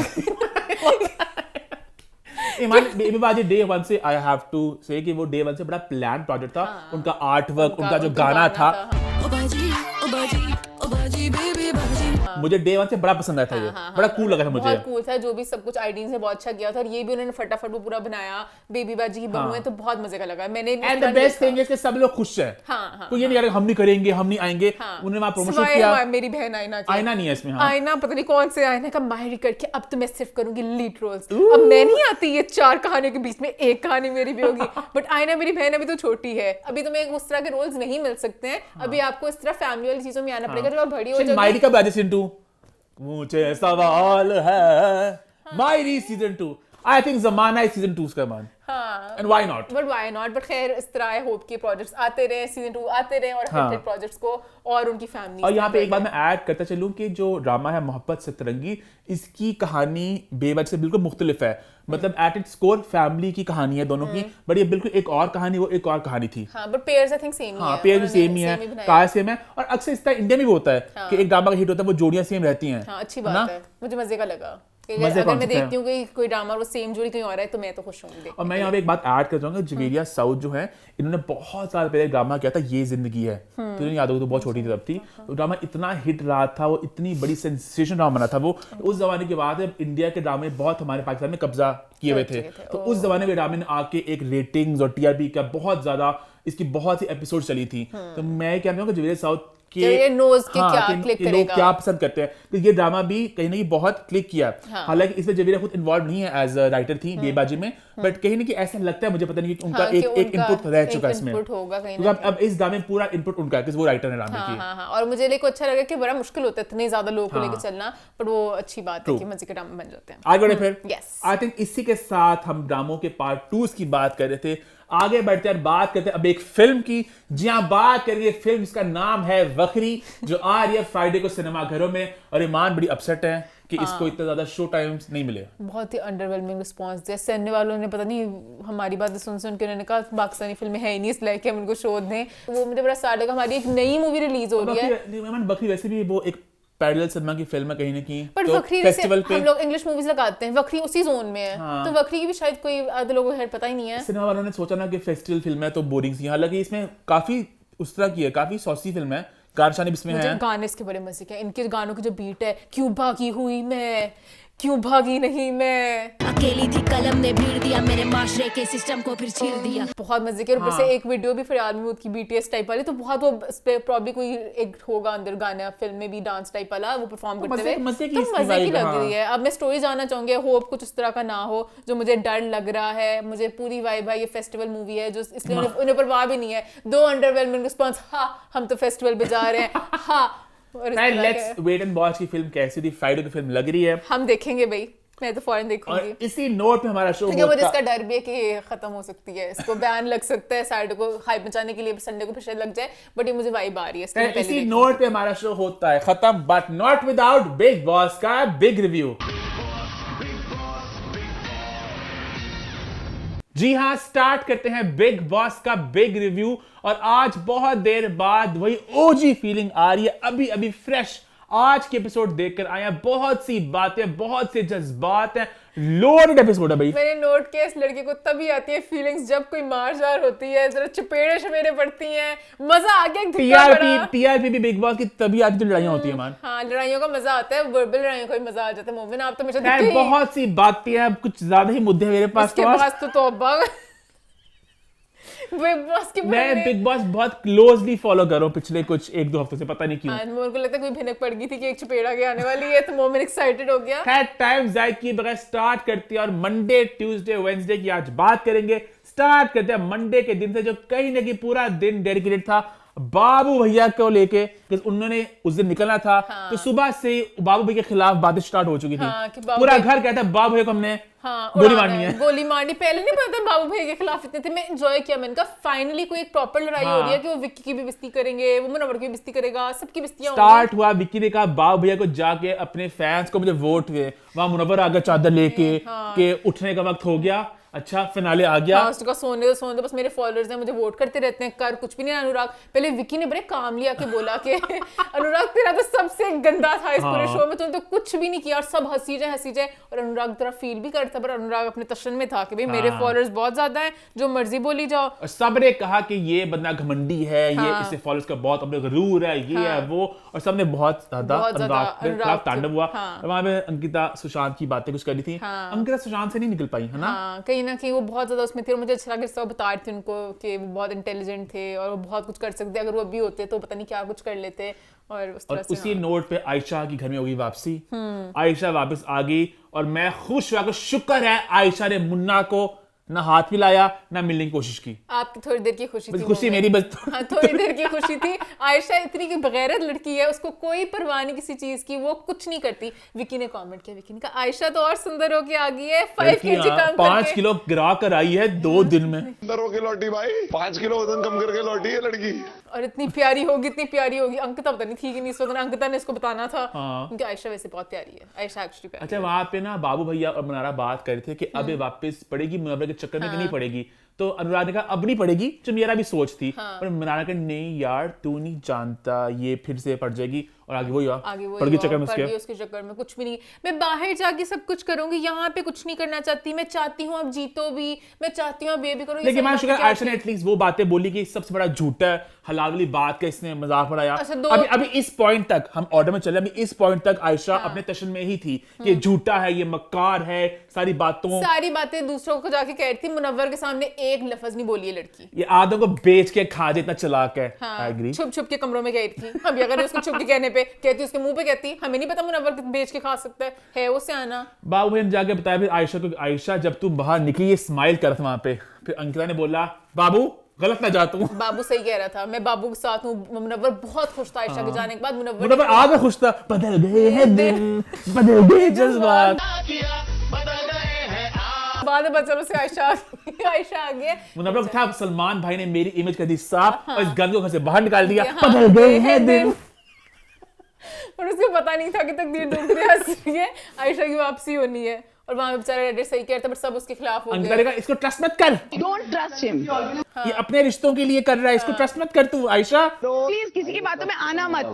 राइडर तो वहां पे मुनव्वर ने कहा इसको अंदर ले जाओ, तबीयत खराब है आयशा की। मुनव्वर अभी आयशा को अंदर लेके चले जा, देखो शी इज नॉट वेल। प्यार की खीर जरा। बना दूं मैं जरा उसके लिए। उसने कहा खीर मैं अपनी खुद ही बना सकती हूँ, मुझे कोई परवाह नहीं कि कोई बनाता है कि नहीं अच्छा, बनाता। आयशा ने बड़ी मजेदार बात की। आयशा ने कहा कि बाबू भैया की फैन फॉलोइंग तो बाहर है, बट कहीं ना कहीं जो मुनव्वर के हेटर्स है ना ठीक ठाक, वो भी बाबू भैया को सपोर्ट कर रहे हैं। और बाबू भैया भी सो रहे थे वहां पे। बिग बॉस में पूरी एपिसोड इस तरह आज काटी थी कि लगे कि ये कुछ करता भी नहीं है, घमंडी बहुत है, इसका निकला बनता है। हाँ, उसके बाद फिर मुन्ना ने फिर कोशिश की बात करने की आयशा से, शुक्र आयशा ने रिप्लाई नहीं दिया उससे, मैं खुश हुआ। उसके बाद बिग बॉस का एक्स कैप्टन को मौका मिलेगा नॉमिनेट करने का। इतनी पावर क्यों मिल रही है खास तौर पर ईशा को? ईशा को इतनी पावर मिल चुकी है, इतनी पावर मिल चुकी है। मैं तो एंजॉय करूं, मुझे अच्छा लग रहा है। कैप्टन के हाथ में कुछ आ रहा है, बहुत कुछ आ रहा है। मतलब एक्स कैप्टन थे अब तो, बट गेम डिफरेंट हो रही है ना, मजा आ रहा है मुझे। और ईशा और मुन्ना को आके आप लोग चुनो। कौन लोग हैं भाई? मुन्ना ने चुना अनुराग को, ईशा ने चुना आयशा को, और औरा ने चुना अभिषेक को। और वहां पे अनुराग ने कहा एंड तक रहूंगा, तू टेंशन मत ले। तक यहीं रहूंगा भाई, टेंशन मत ले। बस बाबू भैया को बहुत गरूर था कि मैं एंड तक रहूंगा। बाबू भैया ने रहना भी था जिस तरह फैंस वगैरह थे, बट बाबू भैया को नहीं पता था कि बाबू भैया। अच्छा, मनारा ने इतने मजा का टॉन्ट मारा अभिषेक को कि अभिषेक तूने औरा को कैप्टन बनाया, उसने तुझे नॉमिनेट कर दिया। वैसे मुझे बड़ा बुरा लगा अभिषेक के लिए कि लाइक बेचारा क्या। मुनव्वर की हर हफ्ते रुककर मैं चिल्लाऊंगा, ये बोला बाबू भैया ने। बाबू भैया, मैं एक्चुअली अब जाके बाबू भैया को एंजॉय करने लगी थी। बाबू भैया बड़ी मजे की बातें करता था, कमेंट्स करता था। मुनव्वर की और अनुराग की बहुत ही, मुनव्वर की और अनुराग की बड़ी खतरनाक लड़ाई हुई। तू कैंसिल हो जाएगा, तेरे सर के बाल उड़ गए, तेरे सर के बाल उड़ गए, तुम हेलमेट नहीं खरीद सकता। इतना भी मतलब कि क्या। अरे समर्थ भी एंटी बाबू भैया, पूरा घर ही एंटी बाबू भैया हो गया। अरे समर्थ को मुझे आज तक पता नहीं चला किसके एंटी किसके, सब लड़ाई में घुस जाते हैं। समर्थ का कुछ किसी से लिंक नहीं होता, हर लड़ाई में घुस जाता है। अरे समर्थ ने यहाँ पे इजहार किया कि वो खुश नहीं कि ईशा अभिषेक से बात करी है, और ये पॉइंट आगे जाके हमें पता चलेगा ज्वाला बन के कितने इंटेंसिटी थी इस बात की। फिर उसके बाद अनुराग को भी पता चल गया था। उसी वक्त फिर बिग बॉस का एक इंसान होगा घर से बेघर, और अनुराग समझ गया था कि मैं हूँ। मुझे गाना याद आ गया गैंगस्टर फिल्म का, कंगना का, मुझे मत रोको मुझे जाने दो, मुझे मत रोको। बाबू भैया आहिस्ते आहिस्ते चल के जा रहे थे और कहते मैं ही हूँ, मैं ही जा रहा हूँ। टूटा हुआ दिल था, हल्की सी स्माइल थी, बहुत मैं हारा। मुझे बहुत सैड फील। हालांकि मुझे लगा था कि वहां पे जाके ना बिग बॉस को कुछ चेतावनी देंगे कि ये अनफेयर है, ये गलत है, मैं नहीं मानूंगा। लेकिन उन्हें अपनी कबूल कर ली थी मौत उन्हें कि पता मैं था बस कि आउट गेम से। बिग बॉस चाहते ही उन्होंने बाहर जाके इंटरव्यू में यही बोला कि बिग बॉस की गेम ही यही थी, पहले उन्होंने ईशा के थ्रू मुझे निकालने की कोशिश की, फिर उन्होंने बिल्कुल ही कर दिया। अनुराग ने ये भी बताया कि एक इन्होंने टास्क किया था कि गले में पहना के ना शेम का अनुराग के, और सबने कहता शेम शेम शेम। मेरे साथ शो में वॉक ऑफ शेम हुआ है और पूरे घर वाले शेम शेम अनुराग चिल्ला रहे थे। चाहे गेम ऑफ थ्रोन्स में याद है था वो सीन था उस तरह, ये कितने से गलत बात है ये गलत बात है। अनुराग के दुख है, अनुराग ऐसा ऐसा और एक्सपोज करेंगे बिग बॉस को। अंदर जाकर भी शॉक्स भी दिए, बिजली के झटके भी दिए। दुख थी एक तरफ चलो आयशा बीमार हॉस्पिटल से होके आई है, एक तरफ अनुराग जो बेचारा पतले से है, अभिषेक भी बेचारा पता नहीं बॉडी बना ली है, वो भी एक बेचारा बीमार से लगता है। क्या दुख थी शौक वाली गेम खेलने की, कम शौक था, वो घर से ही निकल रहे हैं, बहुत गलत किया। हालांकि समर्थ को अभिषेक को वोट करना चाहिए था। हाँ समर्थ भी, क्या मैं बोलूं, दूसरी आयशा। लेकिन बिग बॉस ने कहा मैंने क्लियरली कि अनडिजर्विंग इंसान, क्योंकि बिग बॉस एग्जैक्टली बता देते हैं ना कि आपने उसको वोट करना है जो अनडिजर्विंग है, जिसके घुंघराले बाल हैं, जो पतला सा है, जिसके बहुत फॉलोअर्स हैं, पता नहीं कौन है।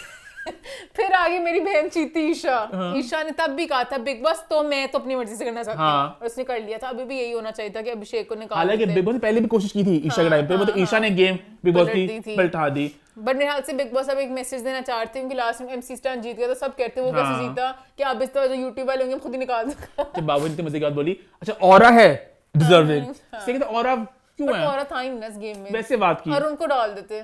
और भी मुझे बाब भैया वहां से निकले और मनाला वहां पे अपसेट हुई, पता नहीं अपसेट थी भी, थोड़ा सा एक्टिंग सी भी थी, ऐसे थोड़ा मुंह हिला रही थी, दुखी हो रही थी, हंस रही थी, साफ एक्टिंग सी थी थोड़ी। बिकॉज़ मनाली ने नेक्स्ट डे बहुत डांस किया, मैं इस पे नोट करती हूँ कि अगले दिन डांस कितना कोई करता है। अब उसे अंदर आने का मौका नहीं मिलेगा, मिलने का मौका नहीं मिलेगा। और बाबू ने भी कहा कि प्लीज इसको संभाल लेना। बाबू मनारा तू देख रही है ना, I will miss you Mannara. इसलिए कहा सबने शौक दिया, सिर्फ मनारा ने दिया। बाबू थोड़ा बाबलस है, उस वक्त जो उसको करता है ना, तो बाबू ने कहा मुझे मनारा को बचाना था।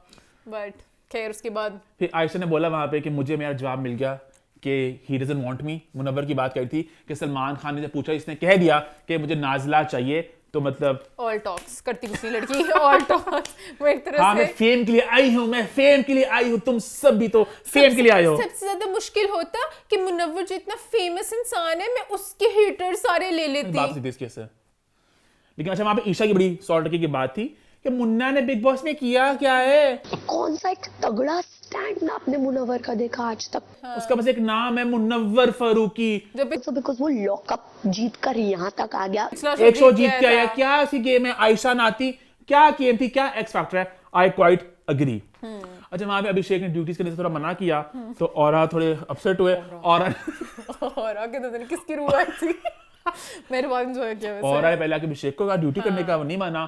फिर उसे लगा कि दोनों ना आयशा कबल में थी उसके साथ, तो उसे लगा कि दोनों मेरे खिलाफ बिचिंग कर रहे हैं। पर उसको जो मैंने रूप देखा और ऐसे चादर उठे जी चकबामी पता नहीं क्या वो बेचारी से काम की। मैंने पहली दफा किसी के मुंह में वो डर देखा था कि और बढ़ जाके दोनों मिलके मेरे बारे में बुराइयां कर रहे थे। आयशा मैं यहाँ पे किसी का ये लेने नहीं आई, इसने चादर उठा के मेरे मुंह पे ऐसे हाथ मारा। अब हाथ तो खैर से मारा था, बस चादर उठाई थी। बहुत डरोना तरीका था, और ऐसे मुझे एक्चुअली बंदा डर जाए कि एक मतलब किस तरह से, पर उसको लगा था कि मेरे बारे में हिंदी में जरा बुराइयां कर रहे।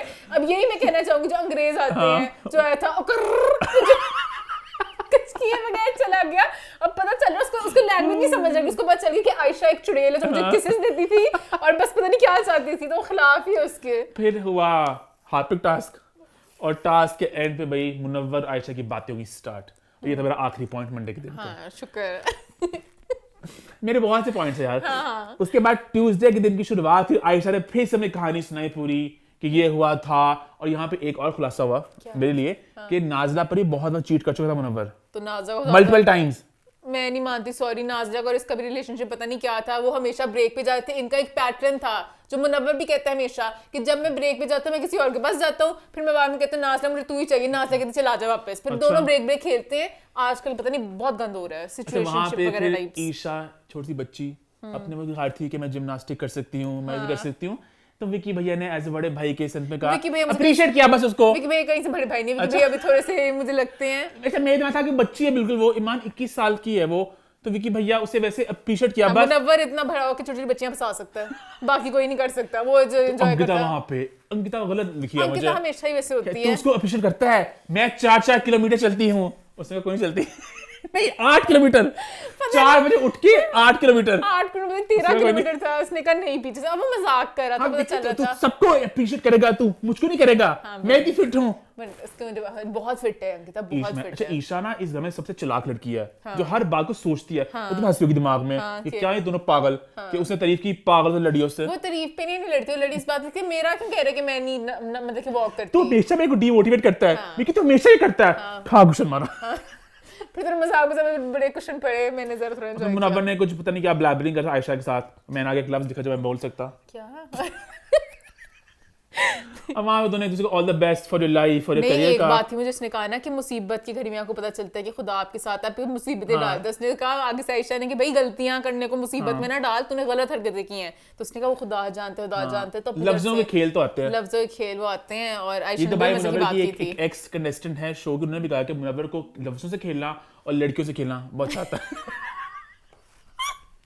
उसके बाद आयशा ने कहा all the best for your life and career. फिर मैंने एक लफ्ज देखा जो मैं बोल सकता नहीं मैं।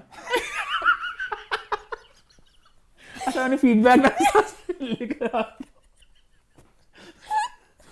मैंने ऑफिस में ऐलान किया था अगर आयशा और मुनव्वर की हुई ना दोस्ती तो मैं ये लफ्ज बोलूंगा बार बार शो में। दिल किया मेरा वैसे, नहीं बोल सकते बट समझ आप गए होंगे। हाँ। उसके बाद फिर आयशा ने कहा मुझे प्लीज नॉमिनेट करो, मुझे घर जाना है, मुझे घर जाना है, मुझे निकाल दो। अच्छा नहीं लग रहा। घर जाना है मेरा, घर जाना प्लीज नॉमिनेट कर देना मुझे। ऐसे नहीं। सलमान खान ने जो बातें बोली मेरे दिमाग में ऐसे ऐसे घूम रही है। मैं नहीं निकल रही यार मेरे दिमाग से बातें, जो भी सलमान सर ने भी बोली, जो भी है।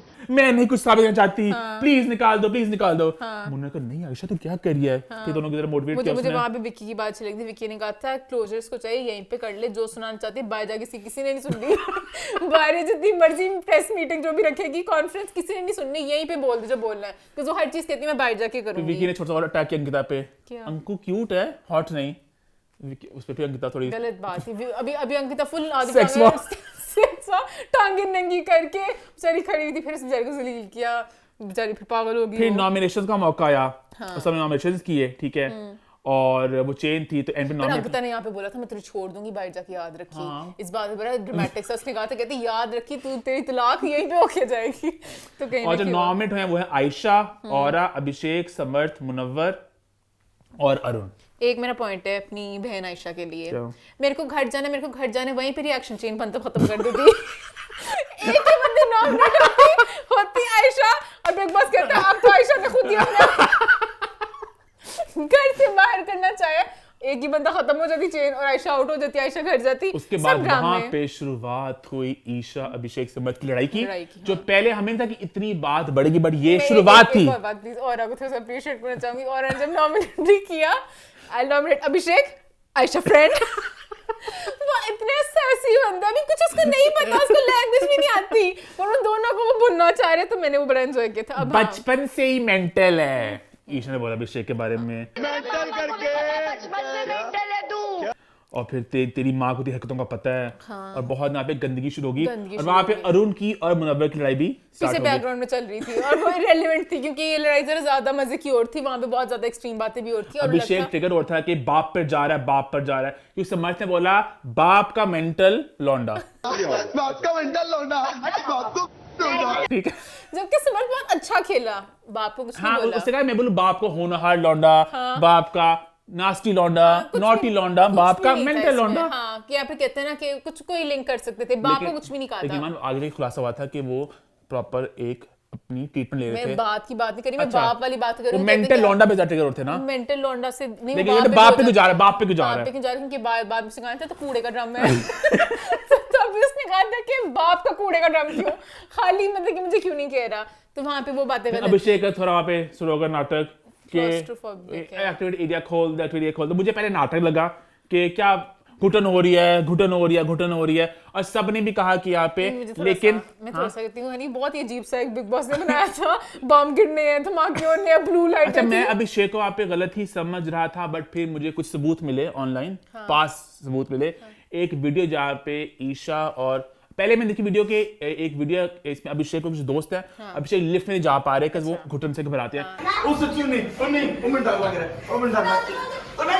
फिर एक और वीडियो जहाँ पे अभिषेक जहाज में जा नहीं पाते तो वो घुटन से घबराते हैं, और वहाँ पे ईशा खड़ी बन के बहुत ही ज्यादा डर लग रहा है क्योंकि मैं बहुत बड़ा क्लॉस्ट्रोफोबिक हूँ और मतलब अभिषेक का मसला है, घुटन हो जाती है, और ईमान की बात से एग्री करता हूँ कि वो थोड़ी सी जगह थोड़ी जगह अजीब सी थी, ऊपर से भी पहला अटैक हुआ था, वो नहीं बताना चाहते लोगों कि मैं इस चीज के लिए प्रॉपर मेंटली उस तरह से हुआ था। तो पहले मैं नाटक शुरू हो गया, फिर मैं नाटक I was a bit on the fence कि नाटक है कि नहीं है, बट बाद में जिस तरह वो एक्सट्रीम आगे बात बढ़ी, फिर वो लगा कि थोड़ा वो जरा सही बोला कि उन्हें थोड़ा घुटन हो रही है। सबने गलत अटैक किया ना कि बिग बॉस की आवाज आने पे बिग बॉस हैड जीरो फक्स टू गिव। वो कह रहे बिग बॉस खोलो, मुझे घुटन हो रहा है, बिग बॉस खोल दो, बिग बॉस खोल दो प्लीज, बिग बॉस खोल दो, बिग बॉस 2 मिनट के लिए खोल दो, बिग बॉस अभिषेक आप अभी जगह पे खड़े हो जाइए, बिग बॉस खोल दो, बिग बॉस खोल दो, अभिषेक आप अभी जगह पे खड़े हो जाए, सब सही हो जाएगा। बिग बॉस प्लीज एक बार मेरे को बाहर जाने दो। सब लोग अपनी अपनी जगह पे खड़े हो जाए। बिग बॉस ने ये भी नहीं कहा मोमिन अच्छा बिग बॉस बन रहा है, बिग बॉस ने कहा अच्छा मैं बता दूं कौन को नॉमिनेट हुआ है आज के दिन। बिग बॉस खोल दो, बिग बॉस खोल दो। अरुण ने अपनी चेन खत्म की थी। अरुण प्लीज आप ये चेन रिएक्शन रोकना चाहते हैं? बिग बॉस ने कहा अरुण आपके पास की वजह तो नहीं है कि आप चेन खत्म क्यों करना चाह रहे हो? कारण बस ऐसे हो बंदा कह रहा सबके नाम लिए, आयशा, औरा, अभिषेक, समर, मुनव्वर, अरुण। फिर को धमाका भी किया। हाँ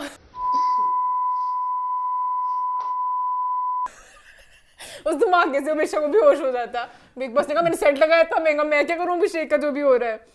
अच्छा वहां पे जहां तक पोकिंग की बात है, मुन्ना की बात ये थी कि समर्थ पोक काफी गंदा यहाँ पे अभिषेक को करना स्टार्ट हो चुका था, बट अभिषेक डिजर्व्स दिस, ये मेरा पॉइंट था कि अभिषेक की बहुत गंद पहले इन द पास्ट कर चुकी है। आप जैसी लड़कियों को वैल्यू नहीं ईशा करता, को बहुत गंद कर चुका है, बहुत बातें करता है, हर चीज अभिषेक ने कहा मैं उस चीज से आगे निकल के आया हूं, अपनी उन्होंने मेंटल उनकी कुछ हेल्थ का इशू था, तो प्रॉब्लम को ट्रीटमेंट ले रहे थे, उससे आगे निकले।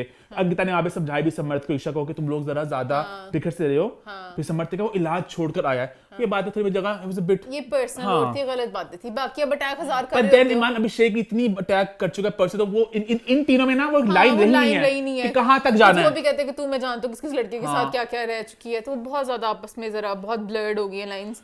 बट इस सब के बीच में मुनव्वर यहाँ पे जो मेरे दिल में बातें आई ना, वही बातें अंकिता ने बोली। मैं भी इसको यही सोचा था कि समर्थ बेशक जाहिर नहीं कर रहा, उसके दिल में बहुत सी बातें हैं कि ईशा उससे क्लोज हो जाती है, बातें करती है, तो वो भरा अंदर से। अंकिता ने वही बात बोली कि भरा अंदर से। पर उसका गुस्सा ईशा पे होना चाहिए ना, अभिषेक पे ही होना चाहिए। तेरी अपनी बंदी उसके पास चली जाती है तो उसमें उसकी गलती थोड़ी है। पर यहाँ पे पीछे मैं मुनव्वर और अरुण की लड़ाई का बता दूं तो बहुत गंदे गंदे जेस्चर्स कर रहा हूँ, वो अजीब सा जेस्चर था, वो पता नहीं क्या था, कहना क्या चाह रहा था, बहुत ही गंदा लग रहा था। मुनव्वर थोड़ा अजीब सा हो रहा था। मुनव्वर ने जाके समझाया उसको अपनी इलनेस को छुपाने की जरूरत नहीं है, फेस कर इसको ओन कर, इसको फेस कर। और फिर से कहा उसका समर्थ हेट्स यू, से बोला उसने कि वो तुम उससे क्यों एक्सपेक्ट कर रही हो, तू उस लड़ाइयां होती है अच्छा भले दोस्तों की, कहते हैं हमने कौन से अटैक्स सुनाने, यहाँ पे तो है ही बिल्कुल एक्स है, तो क्यों आके तुम्हारा ख्याल रखिएगा कि तुम्हें बुरा लग रहा है अच्छा लग रहा है। लेकिन सारी बातें जो इस मुन्ना ने समझाई ना उसको, सारी बातें अंकिता की थी सारी, बट अंकिता ने समझाई थे, वो आके ये कन्वे करता। अंकिता ने ये भी कहा कि सुशांत का मुझे पता है कि उसको होता था क्लॉस्ट्रोफोबिया। हालांकि मुझे किसी ने बताया कि अंकिता ने जब सुशांत उस वक्त ना जब पूरा केस चला था, तो तब अंकिता ने ट्वीट लगाया हुआ है कि सुशांत वाज नॉट क्लॉस्ट्रोफोबिक, वो जहाज उड़ाता था, पता नहीं क्या करता था।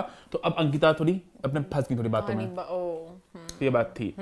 उसके बाद मनारा कंफ्यूज थी कि मुन्ना और आयशा चिल कैसे है, और मैं अग्री करता हूं उस बात के साथ। मुनारा से हुआ भी बड़ा गलत। मंडे के दिन वो उसने कहा था मुनव्वर ने कि मैं सिर्फ क्लोज हूं अंकिता के साथ, बाकी मैं किसी के साथ कुछ नहीं, मेरी प्रायोरिटी सिर्फ अंकिता है। तो मुनारा थोड़ी सी हुई भी थी। आयशा इनकी हिम्मत नहीं मुनव्वर से भिड़ जाए, उलझ जाए, तो 100% की बात बोली अभिषेक ने, तो वो कौन सा किसी भिड़ता है, वो कौन सा उलझता है। ऐसी उसकी बननी थी, आई एम अ चीयरलीडर, कि मेरे मुन्ना भी चीयरलीडर, जैसे माइक ड्रॉप मोमेंट था। उसके बाद फिर अंकिता ने बोला कि क्लॉस्ट्रोफोबिक नहीं है, इसने लफ्ज इस्तेमाल किया। जब मैंने ये लफ्ज बोला तो मुझे उस वक्त तक यही लगा था सही कह रही अंकिता, बट बाद में मैंने देखा कि वो अंकिता उसको इंग्लिश नहीं आती, तो उसने वर्ड पकड़ लिया, अच्छा ये वर्ड होता है, उसको इंग्लिश पता रहा पहले से वर्ड का, मुझे भी ये लगा एग्जैक्टली। बट वो वीडियो जो देखी मैंने 2 साल बाद, वहां पे बोल रहा है कि मुझे क्लॉस्ट्रोफोबिया होता है। उसको नहीं याद आया ना वर्ड, उसको मुश्किल लंबा वर्ड था, तो उसने जब सुना तो उसने फिर कह दिया हाँ मुझे ये वाली फीलिंग। वो क्या कहता मुझे ना ऐसे लग दीवार पर आ रही थी, तो उसने फिर से वो वर्ड बताया कि अच्छा वो हाँ। और फिर अभिषेक आयशा दो बेशर्म बातें करें आपस में। मेरा तो दिन खत्म हो गया, बाकी की बातों मेरे भी दिन चल रहे हैं। अच्छा ओके। अभिषेक के पास अभी भी अपेरेंटली बातें हैं जो कहता है मैंने इस्तेमाल नहीं की। अभी इतना कुछ है मेरे पास ईशा को लेके जो मैं कहना चाहता हूँ। इस्तेमाल से अभी तक कुछ भी नहीं किया अभिषेक ने, सारे ईशा ने सही पॉइंट्स निकाले, टीवी तोड़ देता, मुक्के मारता है, चपेड़े मारता है, सब कुछ करता है। आपको लगा कि ईशा कहीं ना कहीं अभिषेक से लड़ती ताकि समर्थ खुश हो जाए? मुझे लगता है कहीं उसे कि समर्थ को दिखाना मैंने कि मैं तेरे साथ हूँ, तो ज्यादा बढ़ चढ़ के लड़ती है वो। हालांकि वो कहती भी है कि मेरा दिल भी नहीं मानता, मैं तरस भी आता है थोड़ा इस पे, लड़ती भी है, अटैक कर भी लेती है बीच में आके, क्योंकि उसको भी तो अटैक करता है ना। ईशा पूरी चिल्ला के वो, मैं वही हैरान होती हूँ कभी कभी कि क्या था इनका बॉन्ड। ईशा प्रॉपर है, लेकिन वो किस तरह सबको बर्दाश्त करी थी, आई डोंट गेट इट, उसका प्यार मुझे इस तरह से यहाँ पे लगता नहीं समर्थ है। की मैंने 100% की बात एक नोट की। समर्थ ने कहा कि राइडर घमंडी था, वो जाहिर करता था, मुन्ना जाहिर नहीं करता। डीप डाउन मुन्ना भी एग्जैक्टली उतना ही है कि मैं मुन्ना हूं, है कि- गुन्ना। हाँ मुन्ना है गुन्ना, कि मेरी फॉलोइंग है और सपोर्ट है, सारा पता है। और समर्थ का ये टॉप 5 बिल्कुल डिजर्व नहीं करता। तेरे का टेक है इस पे? अब वो जाएगा उसी टॉप 5 में तो जाएगा, अब इतना भी गलत बात है सारा कुछ होने के बाद, बट जीतना डिजर्व नहीं। मराना ने बोला कि मुन्ना जो है ना, आयशा वापस आ गई, मेरे साथ बातें सॉर्ट नहीं कर रहा, क्योंकि से पता आयशा वापस आ चुकी है। हाँ, ये बात सही थी अब इसकी फिर कि वहां पे लड़ाई, मेरा हाँ, हाँ।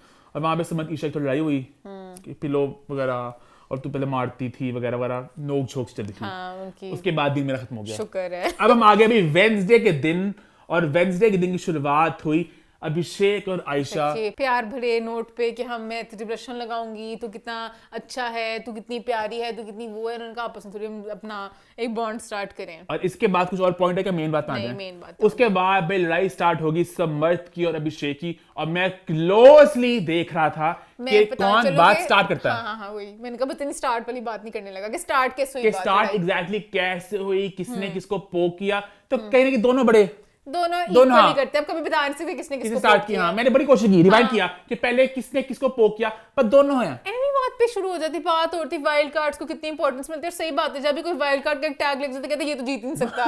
समर्थ ने कहा मैं 14 दिन बाद आया था, जबकि बहुत पुराना साथ हूं, बट मेरे पे एक है टैग, समर्थ को भी जीत नहीं सकता। तो कहीं ना कहीं टैग रहता है, तो आगे से अभिषेक ने कहा इस टैग नहीं अब हम रहती, बारी बारी चलेंगे पॉइंट बाय पॉइंट। क्योंकि मोहन का बहुत ज्यादा पॉइंट्स। पहले अभिषेक ने भी ऐसे से पुश करने की कोशिश की।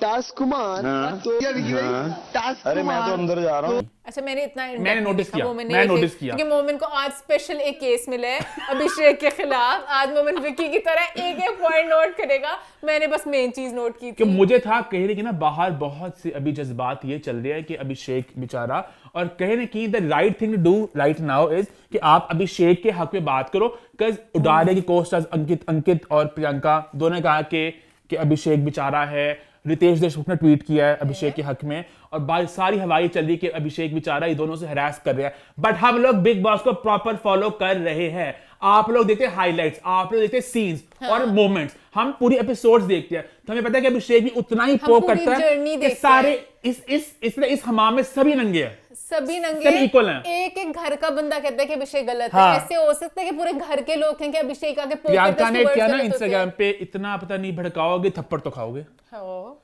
तो ये बातें हैं कि बाहर बहुत हवा चली, बट मेरा ये मानना ईमान का भी कि अभिषेक भी बहुत गंद करता है। बहुत बातें की हैं अब उसने, ऑर्डर पे बहुत चलते हैं, ठीक है। बातें, हाँ। पहले अभिषेक ने पुश करने की कोशिश की, वो भी करता है ना स्टाइल, ऐसे हाथ पीछे करेगा, ऐसे से करेगा ताकि अगला बंदा कुछ दिखा मारे मुझे, और फिर मैं कहूंगा मुझे इसने फिजिकल टच किया।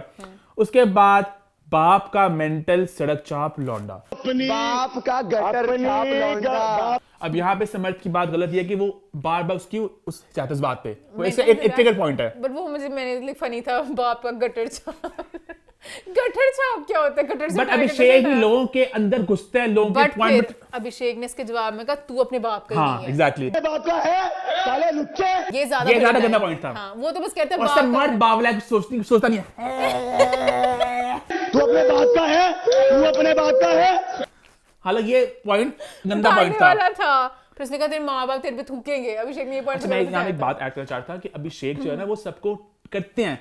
अब ये जो है ना मुझे पोक किया जा रहा है, तुम मुझे बार बार कहते विक्की को कि तुम अंकिता को मारते हो, वो पोक नहीं है, वो ट्रिगर नहीं होता होगा। तुम हर किसी की बातें पकड़ो, तुम्हें कोई कुछ बोले तो अपने बारी में पोक हो रहा है, वो मुझे पोक हो रहा है, मुझे हर्ट हो रहा है। वो याद आ गया मुझे गौतम गुलाटी बन के बहुत गलत बातें की। उसके बाद फिर अभिषेक ने कहा तेरा बाप और तेरी माँ थूकेंगी तेरे पे, हाँ। थूकेंगी तेरे पे, मैं तेरा बाप हूँ, मैं तेरे पे थूक रहा हूँ। मतलब ये क्या आपस में लड़ी जुड़ी। तू अपनी गर्लफ्रेंड की वजह से यहाँ पे खड़ा, तेरा की वजूद है। मराना सी बात बोली कि वो तो इसका भी नहीं है, ये भी तो ईशा की वजह से ही आया है। ईशा की वजह से यहाँ पे खड़ा है। तो ये भी तो सेम रीजन से ही खड़ा है। सही पॉइंट थी कि दोनों। हाँ। और फिर उसने बोला तेरी गर्लफ्रेंड ये करती थी। अब ये अभिषेक के गंदे टॉन्ट होते हैं कि कोई बात हो, कोई लड़ाई हो तो कहता है कि तेरी गर्लफ्रेंड यही करती थी, कि तेरे साथ जो है वो मेरे पास पहले थी। और अभिषेक की मैं टोन और जुबान जानता हूं, ये वो बातें भी बोलते होंगे जब भी मैं बोलना नहीं चाह रहा। आप लोग समझ जाएं कि किस तरह इस बात को कहता होगा, किस गंदे लफ्ज में कहता होगा, हम सबने देखा है।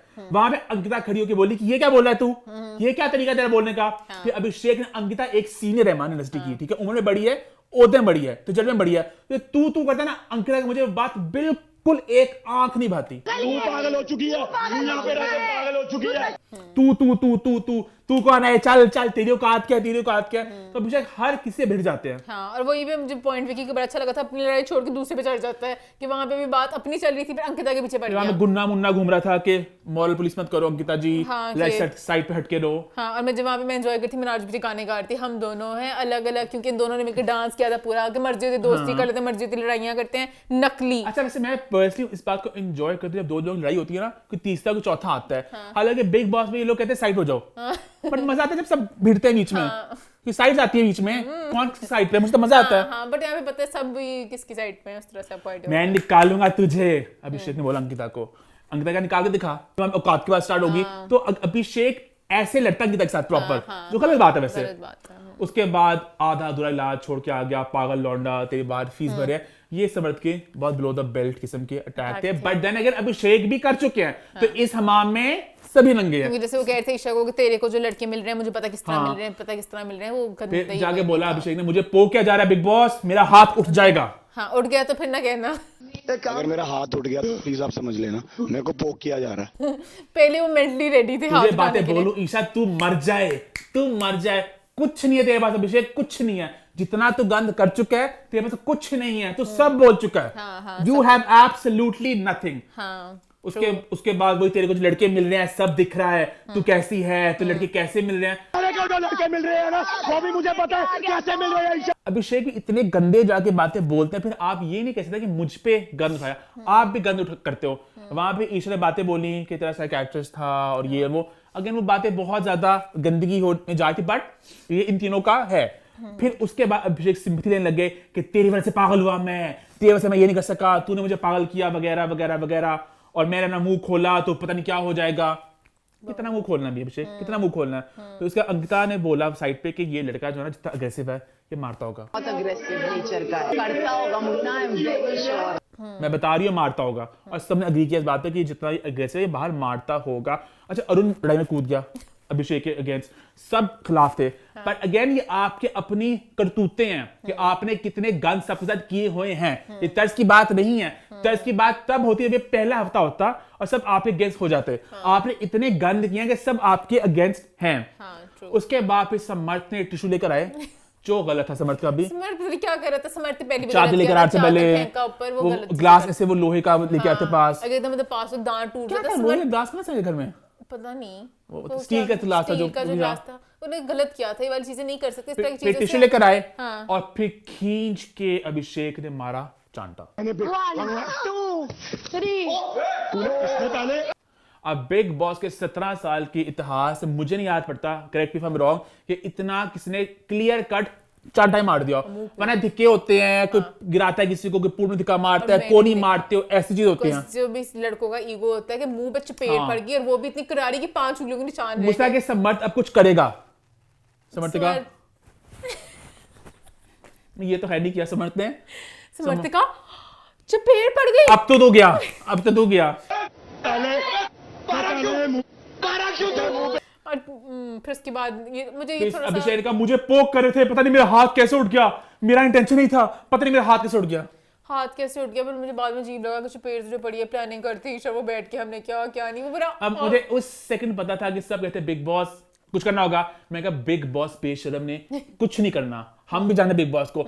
आज से 7-8 साल पहले हो चुका कुछ, इसी वक्त अपने बैग्स पैक कीजिए और घर से बाहर निकलिए, आहिस्ता आहिस्ता रूल्स रिलैक्स होते होते होते इस सीजन में तो धिक्के मारो, एक धिक्का मार चलो खैर, 1 मोर चांस, 2 धिक्के मार दिए, 2 मोर चांस। हाँ, तो इस सीजन में कोई नहीं था, पिछले सीजन में भी याद है एक पूल में धिक्का मार दिया था। हाँ। लेकिन इमान बैक इन रे धिक्के पे फॉरन आउट, पहले होता है कि अगर टच किया गेम खत्म, ये गलत बात है वैसे बिग बॉस पर तब होता भी ज्यादा रियलिटी शो था, तब प्रॉपर लोग अटैक भी बड़े-बड़े करते थे, तनीषा वगैरह वाला मुझे अटैक याद है, फ्लॉप स्टार, हाँ वो तब बड़े-बड़े अटैक होते थे। उसके बाद फिर आई थिंक आसिम सुशांत वगैरह के बाद, सुशांत कह रही हूँ, सिद्धार्थ के बाद खत्म हो गया था, क्योंकि उन्होंने धिक्के मारते, उन्होंने कुछ भी नहीं किया था, दोनों को नहीं निकाला था। और फिर उसके बाद भाई फिर ईशा शुरू की अपनी कहानियां सुनाने सारी, जो अभिषेक ने गंद किया। अब ईशा जब सारी कहानियां सुनाती, मुझे लगता है कि लड़की तो क्या करी है, मुझे बड़ी अजीब सी मैंने बैकलेस ब्लाउज की तस्वीर लगा दी, इसने गाड़ी इतनी स्पीड में भगाई के लगा मर जाएंगे, वो कहानी बड़ी वो थी हैप्पी न्यू ईयर वाली, कहती है कि हम लोग ना सारी टीम बैठी थी मेरी, पता नहीं कुछ मैं लोगों से हैप्पी न्यू ईयर मिल रही थी, मैंने कहा यार क्या है हैप्पी न्यू ईयर है,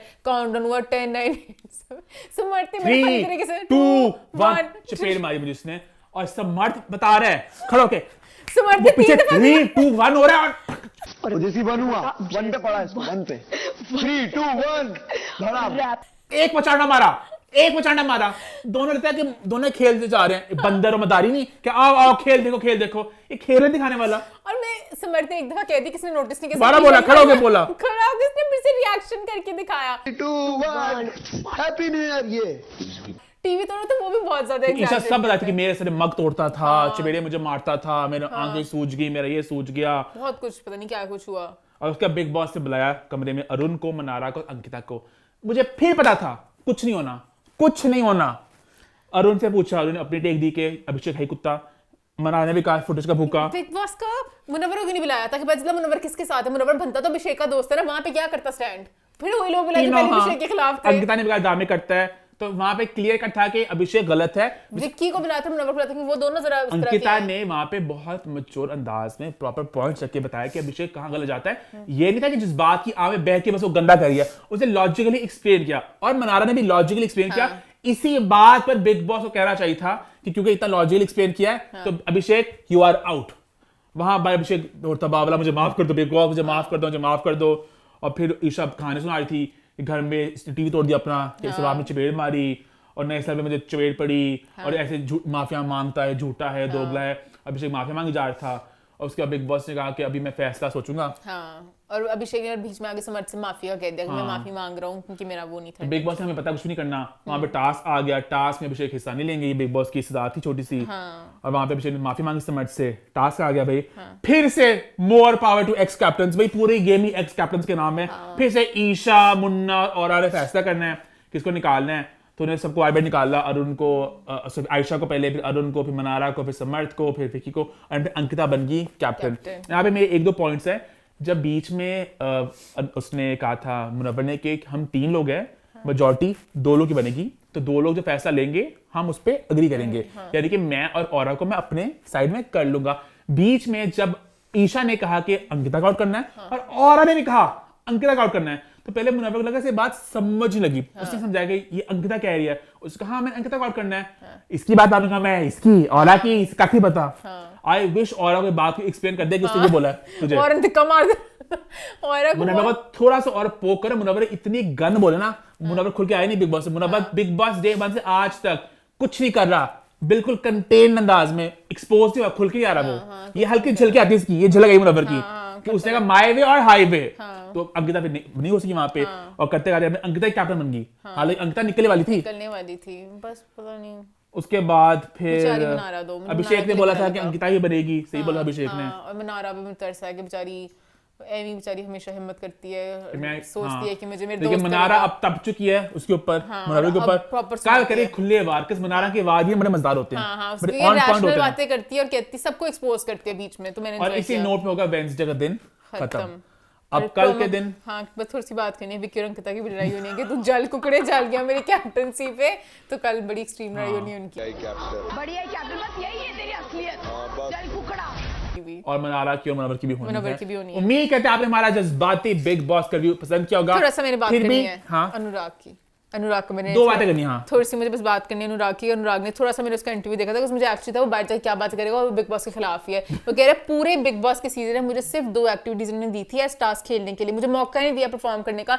एक वो थी यूट्यूब वर्सेस वो जो किया था ईशा के खिलाफ, उसने कहता है एक पिछले दिनों किया था, मुझे कभी उन्होंने मौका नहीं दिया तो मैं किस तरह जीतता। पूरा शो बायस था। प्यारे भाई अनुराग टास्क हुए कितने, गिनती के 4 टास्क हुए हैं। वो कह रहे जैसे मौका दिया, उसका मुशायरा होगा, उसकी स्टैंड अप कॉमेडी होगी। पहले दिन मुनव्वर को दिया गया था कवाली करनी है, सो जा तू, मुनव्वर को कवाली करने का मौका मिल रहा है, मुनव्वर को करना का डांस को आता नहीं है, बोलना से जाता नहीं है, उसको भी कुछ मौका मिलता है बोलने का, वो भी एक्सपोज करता कुछ नहीं। सॉरी मैं इसका मतलब बाइक चलाने का मौका दिया था इसको, नहीं उसमें कुछ भी नहीं, बैठा होता बाइक, वो भी मजाकिया बच्चों वाला टास्क था कि तू बाइक में बैठा होगा पीछे टास्क चल रहा होगा। ईमान बिग बॉस अपना शो चला रहे हैं, अनुराग को निकाला बिल्कुल अनफेयर, बट उससे- अनुराग ये कोई स्पंग नहीं है, मैं- अनुराग में कुछ नहीं सह सकते हाँ, और आप। उनसे बेहतर ही था, मेरी बात औरत से बेहतर था, उनसे बेहतर था, भी आराम से निकाला जा सकता। एक उसकी बात मुझे बड़ी लगी सही, उसने कहा जब मनारा जाती है कन्फेशन रूम में, आज तक मनारा क्लिप दिखाया मैंने एक दफा, बिग बॉस को जो बोला था, बिग बॉस ने पूरे मोहल्ले के सामने मेरा क्लिप तो विकी दिखाया की सारी बातें जो आती है हर दिन पे, वो तो मर्जी है बिग बॉस की, बिग बॉस उनके खिलाफ है, खिलाफ है। उसने कहा मेरी प्लान इविक्शन थी, ये सबको पता है कि प्लान इविक्शन थी, प्लान गलत इलेक्शन किया। थी, बट अनुराग I am आप शो team में अनुराग। आपका योगदान बहुत कम था, बहुत कम लोग बहुत हैं। कम था। मुनव्वर क्या कर रहे हैं, मुनव्वर क्या कर रहे हैं, अनुराग अरुण क्या करता कर रहे हैं, है, वो मोहरा क्या करता कर है। रहे हैं, कोई कुछ नहीं कर रहा। अनुराग अच्छी फील नहीं करता, मैं तो एंजॉय करती हूँ उसका कि तू हेलमेट नहीं खरीद सकता, अनुराग का तू निकल कैंसल है, अनुराग बहुत का बड़े निकलना attack कर रहा था। Completely unfair, I agree, but Anurag कुछ कर भी नहीं देते, I'm with you, और बाबू इन्हें भैया। टास्क देते भी ना, इन्होंने कुछ ना कर पा रहा था टास्क बाबू में। भैया आखिरी एपिसोड बिग बॉस ने अपने पांव पे खिलाड़ी मारी, उस एपिसोड में मैं आपकी फैन बनी जिस तरह ओहो। मैं अटैक किए, पहले मैं भी कह रही थी कुछ नहीं और करता। दूसरे सब बात एक बाबू भाई ने ये भी कहा कि मेरी क्लिप सारी काट देते थे, 24/7 जाके लाइव में देखो मुझे, पूरा दिन काट देते, मैं इतना कुछ करता था, पता नहीं क्या कुछ करते थे बाबू भैया। और पता चला अब एल्विश वगैरह बाइट उनकी साइड ले रहे ये हैं, अभी- जोकर वाले मीम्स नहीं बन रहे थे,